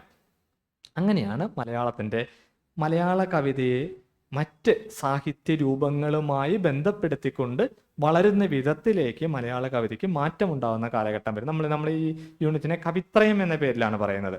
ആശാൻ, ഉള്ളൂർ, വള്ളത്തോൾ എന്നറിയപ്പെടുന്ന 3 കവികൾ ഒരുമിച്ച് ചേർന്നിട്ടുള്ള മുന്നോട്ട് പോയൊരു കാവ്യപ്രസ്ഥാനമാണ്. ഇവരെ 3 പേരെയും നമ്മൾ മലയാളത്തിന്റെ ആധുനിക കവിത്രയം എന്നും മലയാളത്തിന്റെ കാൽപ്പനിക കവിത്രയം എന്നും പറയും.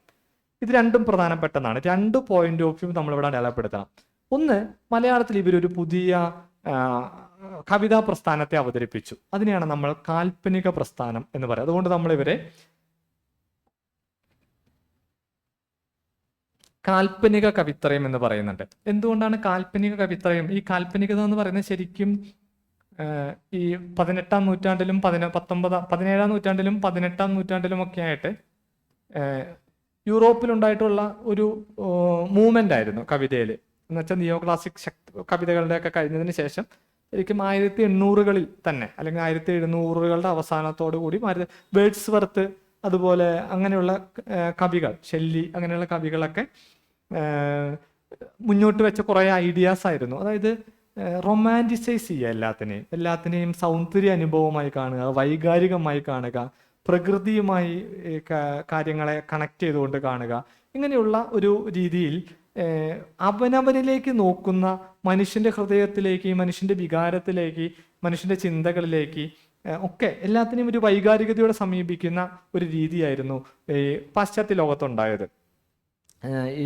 അതിനെ കവിതകളെ തന്നെ അവർ നിർവചിക്കുന്ന അങ്ങനെയാണ്, spontaneous overflow of powerful emotions എന്നാണ് അതിൽ പറയുന്നത്. അതായത് ഒരു നിർഗളമായ വികാരങ്ങളുടെ ഒഴുക്ക് എന്ന് വേണമെങ്കിൽ മലയാളത്തിൽ നമുക്ക് പറയാം. അതിനെയാണ് അവർ കവിത എന്ന് പറഞ്ഞത്. അങ്ങനെയുള്ള ഒരു കവിതാ സങ്കല്പത്തെ, അതിലവർ പ്രകൃതി ഭയങ്കര സുന്ദരിയായിരിക്കും, പ്രകൃതിയെക്കുറിച്ച്, പ്രകൃതിയും എപ്പോഴും പ്രണയവും പ്രകൃതിയും ബന്ധമുണ്ടാവും, വിരഹവും പ്രകൃതിയും ബന്ധമുണ്ടാവും. നമുക്ക് മലയാളത്തിൽ അതിൻ്റെ ഒരു ചെറിയ രൂപം നമ്മൾ മണിപ്രവാള കവിതയെ കാണുന്നുണ്ട്. സുന്ദരമായ പ്രഭാതത്തെക്കുറിച്ചും പ്രകൃതി ഇങ്ങനെ വസന്തം വരുന്നതൊക്കെ ആയിട്ടുള്ള ചില സാധനങ്ങൾ, അതിനെ കുറെ കൂടി റിയലിസ്റ്റിക് ആയിട്ട് അടയാളപ്പെടുത്തുകയാണ് കാൽപ്പനിക കവികൾ ചെയ്യുന്നത്, റൊമാൻറ്റിക് ആയിട്ടുള്ള കവികൾ. ഈ കവിതാ രീതി മലയാളത്തിലേക്ക് ഇവർ കൊണ്ടുവരുന്നു. ഇവരെല്ലാം പാശ്ചാത്യ കവിതകൾ വായിച്ചിട്ടോ ഇല്ലയോ നമുക്കറിയില്ല. അതിൽ ആശാൻ അത്യാവശ്യം പാശ്ചാത്യ സാഹിത്യ പരിചയമുണ്ട്. ഇവരെല്ലാം വ്യക്തി കേന്ദ്രീകൃത കവിതകൾ, പൂർണ്ണമായ അർത്ഥത്തിൽ പാശ്ചാത്യ കാൽപ്പനികത എന്ന് ഞാൻ ഇതിനെ പറയില്ല. അത് നമ്മൾ ചങ്ങമ്പുഴയിലാണ് കാണുന്നത്. പക്ഷെ വ്യക്തി കേന്ദ്രീകൃത കവിത ഇവരിൽ നമ്മൾ കാണുന്നുണ്ട്. ഒരു വ്യക്തിയെ കവിതയുടെ കേന്ദ്രത്തിനത്, വ്യക്തിയുടെ ചിന്ത, വ്യക്തിയുടെ അനുഭവം, വൈകാരികത, ഇതിന് കവിതയിൽ ഇതുവരെ നമ്മൾ മലയാള കവിതയിൽ അത് കണ്ടിട്ടില്ല. എപ്പോഴും പുരാണ സംഭവങ്ങളെയോ അങ്ങനെയുള്ള, വെൺമണി കവികൾ അതിനൊരു ചെറിയ തുടക്കം കുറിച്ചിട്ടുണ്ട്, ചില സംഭവങ്ങൾ. പക്ഷെ അതിനൊരു വൈകാരികതയുടെ ആഴമില്ല വെൺമണി കവികൾ നോക്കുമ്പോൾ. ഇവിടെ ആശാന്റെയും ഉള്ളൂരിന്റെയും വള്ളത്തോളിന്റെയും കവിതകൾ നോക്കുമ്പോൾ ധാരാളം കഥാപാത്രങ്ങളുടെ, വ്യക്തികളുടെ മാനസിക സംഘർഷങ്ങളെ, വൈകാരിക അനുഭവങ്ങളെ കവിതയിലേക്ക് കൊണ്ടുവന്നു. പുതിയ ഭാഷ സൃഷ്ടിച്ചു അതിനുവേണ്ടി അവർ. വൈകാരികമായ, അതുപോലെ സൗന്ദര്യാത്മകമായ ഒക്കെ ഭാഷ അതിനു വേണ്ടി സൃഷ്ടിച്ചു. നമുക്കത് പഠിക്കാനുള്ള ചിന്താവിഷ്ടിയായി ചെയ്ത് തന്നെ സീതയുടെ ചിന്ത, ഒരാളുടെ ചിന്ത കവിതയാവുന്നു. അത് പുതിയ സാധനം. വീണപൂ പോലുള്ള കവിത, വീണപൂവാണ് അതിന് തുടക്കം കുറിച്ചായിട്ട് പറയുന്നത്. ഒരു പൂ വിടരുന്നു, ഒരു പൂ മൊട്ടിടുന്നു, അത് വിടരുന്നു, അത് കൊഴിയുന്നു. ഇതൊരു കവിതയാകും എന്ന് നമ്മൾ ചിന്തിച്ചിട്ടുണ്ടോ? മലയാളത്തിലെ വീഴാത്ത പൂവിൻ്റെ ഒരു എന്താ പറയുക, വലിയ കാലത്തെ നിയന്ത്രിക്കാൻ കഴിയുന്ന ഒന്നായിട്ട് ആ വീണപൂവ് മാറുന്നുണ്ട്. അവിടെ പൂവിനെ ആശാൻ കാണുന്നത് മനുഷ്യന്റെ ജീവിതവുമായിട്ട്. ഒരു പൂ വിരിയുന്നത്, ഒരു മനുഷ്യൻ ജനിച്ച് വിടർന്ന് സൗന്ദര്യാത്മകമായി നിൽക്കുന്ന പൂവ് എന്ന് പറയുന്ന ഒരു മനുഷ്യന്റെ യൗവനകാലമാണ്. ഒരു സ്ത്രീ എന്ന രീതിയിൽ കൂടി അതിനെ ആവിഷ്കരിക്കുന്നുണ്ട്. അത് സാവധാനം വാടുന്നു, ഒരു ദിവസം അത് കൊഴിഞ്ഞു വീഴുന്നു. അപ്പോൾ അതിനൊരു ഫിലോസഫി ആയിട്ട് ആശാൻ കാണുകയാണ്. അപ്പൊ അങ്ങനെ ലോകത്തുള്ള എന്ത് കാഴ്ചയെയും ഈ ഒരു കാൽപ്പനികമായ ഒരു അവബോധത്തിലേക്ക് കൊണ്ടുവരാൻ ഇവർക്ക് കഴിഞ്ഞു. അങ്ങനെ നമ്മൾ ഇവരെ കാൽപ്പനിക കവി എന്ന് പറഞ്ഞു. വ്യക്തി കേന്ദ്രീകൃതമായ ചിന്തകൾ കവിതകൾ. അതേസമയം തന്നെ ഇവരെ നമ്മൾ ആധുനിക കവികൾ എന്നും പറയും. ഈ ആധുനികം എന്ന വാക്കിന്റെ അർത്ഥം മോഡേൺ എന്നാണ്. അവര് മലയാള കവിതയിൽ വലിയ പുരോഗമനപരമായ ആശയങ്ങളെ, മോഡേൺ ആയിട്ടുള്ള ആശയങ്ങളെ അവതരിപ്പിച്ചു. ആശാന്റെയും വള്ളത്തോളിന്റെയും ഉള്ളൂരിന്റെയും ഒക്കെ കവിതകളിൽ കാണുന്ന സാമൂഹിക മുന്നേറ്റങ്ങളെ കുറിച്ചുള്ള ആശയങ്ങൾ, ജാതീയതയ്ക്കെതിരെ, സ്വാതന്ത്ര്യ സമരത്തിന് അനുകൂലമായി, മനുഷ്യത്വം, മാനവിക ബോധത്തെ ഉയർത്തിപ്പിടിക്കുന്ന, ജാതി മത ചിന്തകൾക്ക് അല്ലെങ്കിൽ അതിൻ്റെ അടിമത്തങ്ങൾക്കും എതിരായിട്ടുള്ള ചിന്ത, ഇതൊക്കെ ഇവരിലെല്ലാം കാണാം. ഇവരെല്ലാം അതുകൊണ്ട് ആശയപരമായി വളരെ മോഡേൺ ആയിരുന്നു. പുരാണ കഥകളിൽ പോലും പുരാണ കഥകളിലൂടെ പോലും ഇത്തരം ഉയർന്ന ആശയങ്ങളെ, സമൂഹത്തിന് പുരോഗമനപരമായി മുന്നോട്ട് പോകാൻ കഴിയുന്ന, സാമൂഹിക മുന്നേറ്റങ്ങൾക്ക് സാധ്യമാകുന്ന ആശയങ്ങൾ അവതരിപ്പിച്ചു. അതുകൊണ്ട് നമ്മൾ ഇവരെ ആധുനിക കവികൾ എന്ന് പറഞ്ഞു. ഇവിടെ മലയാള കവിത കേരളീയ സമൂഹത്തിൽ വലിയ സ്വാധീനം ചെലുത്തി തുടങ്ങി. ദുരവസ്ഥ പോലെയുള്ള കവിതകൾ, ഉള്ളൂരിന്റെ കർണഭൂഷണം പോലുള്ള കവിതകൾക്ക് വേറൊരു തലമുണ്ട്. വള്ളത്തോളിന്റെ ദേശസ്നേഹം ഉണർത്തുന്ന കവിതകൾക്ക് വേറൊരു തലമുണ്ട്. പലതരത്തിൽ ഇവർ കവിതകൾ, അവരെ നമ്മൾ മലയാളത്തിന്റെ ആധുനിക കവിത്രയമെന്നോ കാൽപ്പനിക കവിത്രയമെന്നോ പറയുന്നു. അവർക്ക് ശേഷം ഉണ്ടായ കവികൾ ഒരു 10-30 വർഷത്തേക്ക് മലയാള കവിതയിൽ ഇവരായിരുന്നു. 1990കളുടെ ആരംഭത്തിലാണ് കവിത്രയം ഉണ്ടാവുന്നത്. ആശാന്റെ 1907 വീണപൂ വരുന്നത്. ഇവരതിന് മുമ്പും കവിത എഴുതിയിട്ടുണ്ട്, പക്ഷെ അത് സ്തോത്ര കാവ്യങ്ങളൊക്കെയാണ്.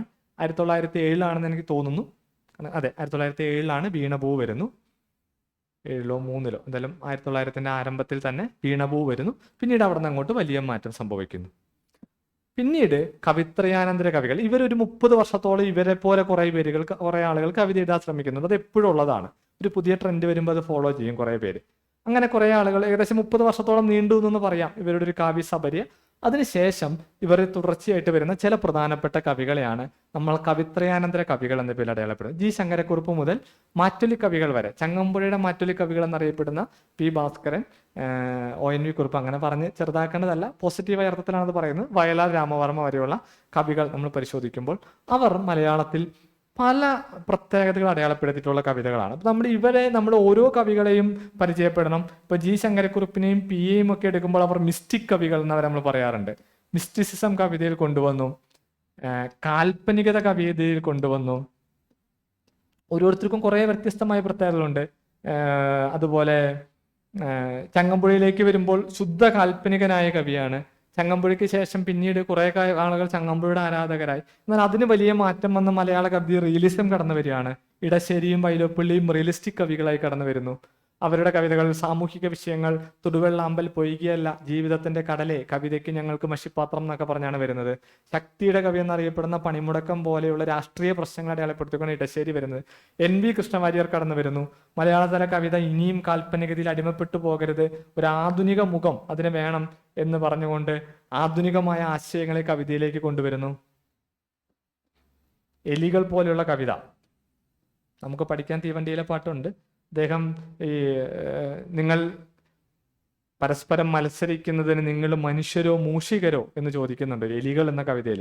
എലികൾ ഈ ചത്ത ശവശരീരങ്ങൾ വന്ന് ഭക്ഷിക്കുകയാണ്. പട്ടിണി കിടന്ന്, ഈ ബംഗാളിൽ ക്ഷാമം ഉണ്ടായ ഒരു പശ്ചാത്തലത്തിൽ ആളുകൾ പട്ടിണി കിടന്ന് മരിക്കുകയാണ്. അപ്പം മരിച്ച ആളുകളുടെ ശരീരം ഭക്ഷിക്കാൻ എലികൾ കൂട്ടത്തോടെ വരിക രാത്രിയിൽ. അപ്പോൾ ഒരു ശരീരത്തിൽ പോയി പിടിച്ചിട്ട് 2 എലികൾ തമ്മിൽ വഴക്ക് കൂടുക. അപ്പോൾ അതിനേക്കാൾ മുതിർന്നൊരു എലി ചോദിക്കുക, നിങ്ങൾ എന്തിനാണ് ഈ അടി കൂടുന്നത്? നിങ്ങളെന്താ മനുഷ്യരാണോ എലികളാണോ എന്ന് വഴക്ക് കൂടാൻ? മനുഷ്യരല്ലേ വഴക്ക് കൂടുന്നത്? ഇതേവരെ ലോകത്തെ ഏതെങ്കിലും എലി പട്ടിണി കിടന്ന ചത്ത ചരിത്രം നിങ്ങൾ കേട്ടിട്ടുണ്ടോ? മനുഷ്യർ പരസ്പരം മത്സരടിച്ച് അങ്ങനെയൊക്കെ ആശയങ്ങളെ മാറ്റിക്കൊണ്ട് കവിത എഴുതി, ആധുനികമായ ആശയങ്ങൾ, രാഷ്ട്രീയമായ കവിതകൾ എഴുതി. ഗാന്ധിയും ഗോഡ്സെയും പോലെയുള്ള കവിതകൾ, അരികിൽ അങ്ങ് എന്തായിരുന്നു കവിതയുടെ വരി? ഗാന്ധിയും കുറച്ച് ഇങ്ങനെ ഒരു വരിയുണ്ട്. റേഷൻ വരിയിൽ ഗാന്ധി നിൽക്കുന്നു, അരികിലൂടെ കൂറ്റൻ കാറിലേറി നീങ്ങുന്നു ഗോഡ്സെ എന്നായിരുന്നു. അരി വാങ്ങാൻ ക്യൂവിൽ നിൽക്കുന്നു ഗാന്ധി, അരികിലൂടെ കൂറ്റൻ കാറിലേറി നീങ്ങുന്നു ഗോഡ്സെ എന്നായിരുന്ന വരി. ഗാന്ധിയും ഗോഡ്സെ എന്ന് പറഞ്ഞ കവിത. അപ്പോൾ പൊളിറ്റിക്കലി ഉള്ള രാഷ്ട്രീയ ആശയങ്ങൾ, അദ്ദേഹം ആശയങ്ങൾക്ക് സംഭവിച്ച അപജയങ്ങളെ കവിതയെ ചൂണ്ടിക്കാണിക്കുന്നു. ഇങ്ങനെയുള്ള കവികൾ. തുടർന്ന് വരുന്ന കാലഘട്ടത്തെ നമ്മൾ ആധുനികത മലയാള കവിതയിൽ എന്ന് പറയും. ഈ NV കൃഷ്ണവാര്യരിൽ നിന്നാണ് പിന്നീട് കവിത മുന്നോട്ട് പോകുന്നത്. NVക്ക് ശേഷം മലയാള കവിത മാറി ചിന്തിക്കാൻ തുടങ്ങി. അപ്പോഴേക്കും മലയാളത്തിൽ മാധവൻ അയ്യപ്പത്ത്, അയ്യപ്പ പണിക്കർ തുടങ്ങിയ കവികൾ വരികയും അവർ മലയാള കവിതയുടെ റിയലിസ്റ്റിക് സ്വഭാവത്തെ മോഡേണിസം എന്ന് പറയുന്ന ഒരു പ്രസ്ഥാനവുമായി ബന്ധപ്പെടുത്തി. ആധുനികത എന്ന് പറയുന്നത് വീണ്ടും പാശ്ചാത്യ ലോകത്തുണ്ടായിട്ടുള്ള ഒരു ഒരു സാഹിത്യത്തിലെല്ലാം, സാഹിത്യത്തിലും കലയിലും ഒക്കെ ഉണ്ടായിട്ടുള്ള പ്രസ്ഥാനമാണ്. ആ പ്രസ്ഥാനത്തെ അടയാളപ്പെടുത്തിക്കൊണ്ട് അവർ മലയാള കവിതയിലേക്ക് കടന്നു വരികയാണ്. അപ്പോൾ ആധുനികത എന്ന് പറയുന്നതും അവിടെ നമ്മൾ ഓരോ കവികളെ പരിചയപ്പെടും, അവരുടെ എഴുത്തിന്റെ പ്രത്യേകത പരിചയപ്പെടും. ജനറൽ ആയിട്ടുള്ള ചോദ്യങ്ങളാണ് വരിക. ഇവരെ കുറിച്ചുള്ള കവിതകൾ നമുക്ക് പഠിക്കാനുണ്ട്, കുരുക്ഷേത്രം പോലെ. പിന്നീട് അതിനുശേഷം നമ്മൾ ഇത്രയുമാണ് കവികളെ നമ്മൾ പരിചയപ്പെടുന്നത് പേപ്പർ 2-വിൽ. പിന്നീട് അവിടെ നമുക്ക് ഉത്തരാധുനിക കാലം കൂടി പഠിക്കാനുണ്ട്. അവിടെ ജനറലായിട്ട് ഉത്തരാധുനികത എന്ന് പറയുന്ന ഈ കാലഘട്ടം മലയാള കവിത വളരെയധികം വൈവിധ്യങ്ങളിലേക്ക് സഞ്ചരിച്ചുകൊണ്ടിരിക്കുക. പ്രധാനമായിട്ടും കുറേ സിദ്ധാന്തങ്ങൾ മലയാള കവിതയിൽ കടന്നു വരുന്നുണ്ട്. പരിസ്ഥിതി ബോധം, ഫെമിനിസം, അതുപോലെ ദളിത് വാദങ്ങൾ, ഇതൊക്കെ മലയാള കവിതയിലുണ്ട്. മലയാള കവിത ഭാഷയിലും ആശയ സംവേദനത്തിലും രൂപത്തിലും ഒക്കെ വലിയ മാറ്റങ്ങൾ സംഭവിച്ചു. ലഘുവായ കവിത, രൂപത്തിൽ ചെറുതും ആശയത്തിൽ വലുതുമായ കവിത. ആറ്റൂര് പറഞ്ഞ പോലെ എനിക്ക് കവിത സദ്യയല്ല, മരുന്നാണ്, വിഷമാണെന്നാണ് പറഞ്ഞത്. എനിക്ക് വലുതാക്കി നീട്ടിപ്പരത്തിയൊന്നും പറയില്ല, കുറച്ച് മതി, കൊടുത്തതിന് എഫക്റ്റ് ഉണ്ടാണോ, ഒന്നീ അസുഖം മാറില്ലെങ്കിൽ ചത്തു പോകണം, ഈ ലെവലായിട്ടും ഈ ആശയത്തെ പിൽക്കാല കവികൾ മുന്നോട്ട് കൊണ്ടുപോയി 4 വരി, 6 വരി, 8 വരിയൊക്കെ കവിതകളിൽ വലിയ ആശയങ്ങളെ കൊണ്ടുവരികയും ചെയ്യാണ്. അതെന്തൊക്കെയാണ്? പ്രധാനപ്പെട്ട കവികൾ ആരാണ്? സ്ത്രീപക്ഷ എഴുത്തുകാരും എഴുത്തുകാരികളും അവരവതരിപ്പിച്ച പുതിയ ആശയ ലോകം എന്താണ്? ഇതൊക്കെ നമ്മൾ തുടർന്ന് വരുന്ന ഭാഗങ്ങളിൽ പരിശോധിക്കും.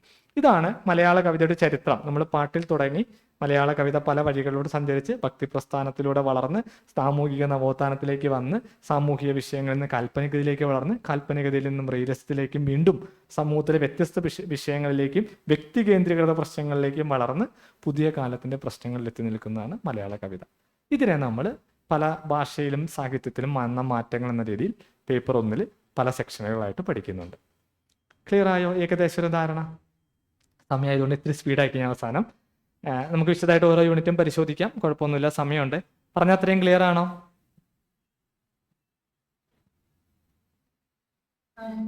ഓക്കെ. അപ്പോൾ നമുക്ക് നാളെ ഇതേപോലെ മലയാളത്തിന്റെ ഗദ്യ സാഹിത്യ ചരിത്രം ഒന്ന് നോക്കണം. ഇതേപോലെ അതിനെ സ്പീഡിൽ തന്നെ നമുക്ക് നോക്കാം. ബാക്കി വിഷയങ്ങൾ നമുക്ക് അടുത്ത ദിവസങ്ങളിൽ കവിതകൾ എങ്ങനെ വായിക്കണമെന്ന് വിശദമായിട്ട് ചർച്ച ചെയ്യാം. Okay, thank you. Recordings available ആക്കാൻ ശ്രമിക്കാം. തരാമെന്നാണ് പറഞ്ഞേക്കുന്നത്. എന്തെങ്കിലും ടെക്നിക്കൽ ഇഷ്യൂ വരുമോ എന്നറിയില്ല. പരമാവധി റെക്കോർഡിംഗ് അവൈലബിൾ ആക്കാം. ആധുനികതയ്ക്ക് മുമ്പ് സ്ത്രീ എഴുത്തുകാരുണ്ടോ എന്ന് വെച്ചാൽ കവിതയിൽ അങ്ങനെ പോപ്പുലറായ എഴുത്തുകാരികൾ വളരെ കുറവാണ്. അങ്ങനെ ആരെ തന്നെ നമ്മൾ സാഹിത്യ ചരിത്രത്തിൽ നിന്ന് അടയാളപ്പെടുത്തി കണ്ടിട്ടില്ല. പിന്നെ ആധുനികതയ്ക്ക് മുമ്പെന്ന് പറയാൻ പറ്റില്ല. ബാലാമണി അമ്മേനെയൊക്കെ നമ്മൾ ആധുനികതയെ തന്നെയാണ് പറയുന്നത്. വളരെ ചെറിയ എഴുത്തുകാരൊക്കെ ഉണ്ടാവാം, സാഹിത്യ ചരിത്രത്തിൽ അങ്ങനെ അടയാളപ്പെടുത്തി കണ്ടിട്ടില്ല.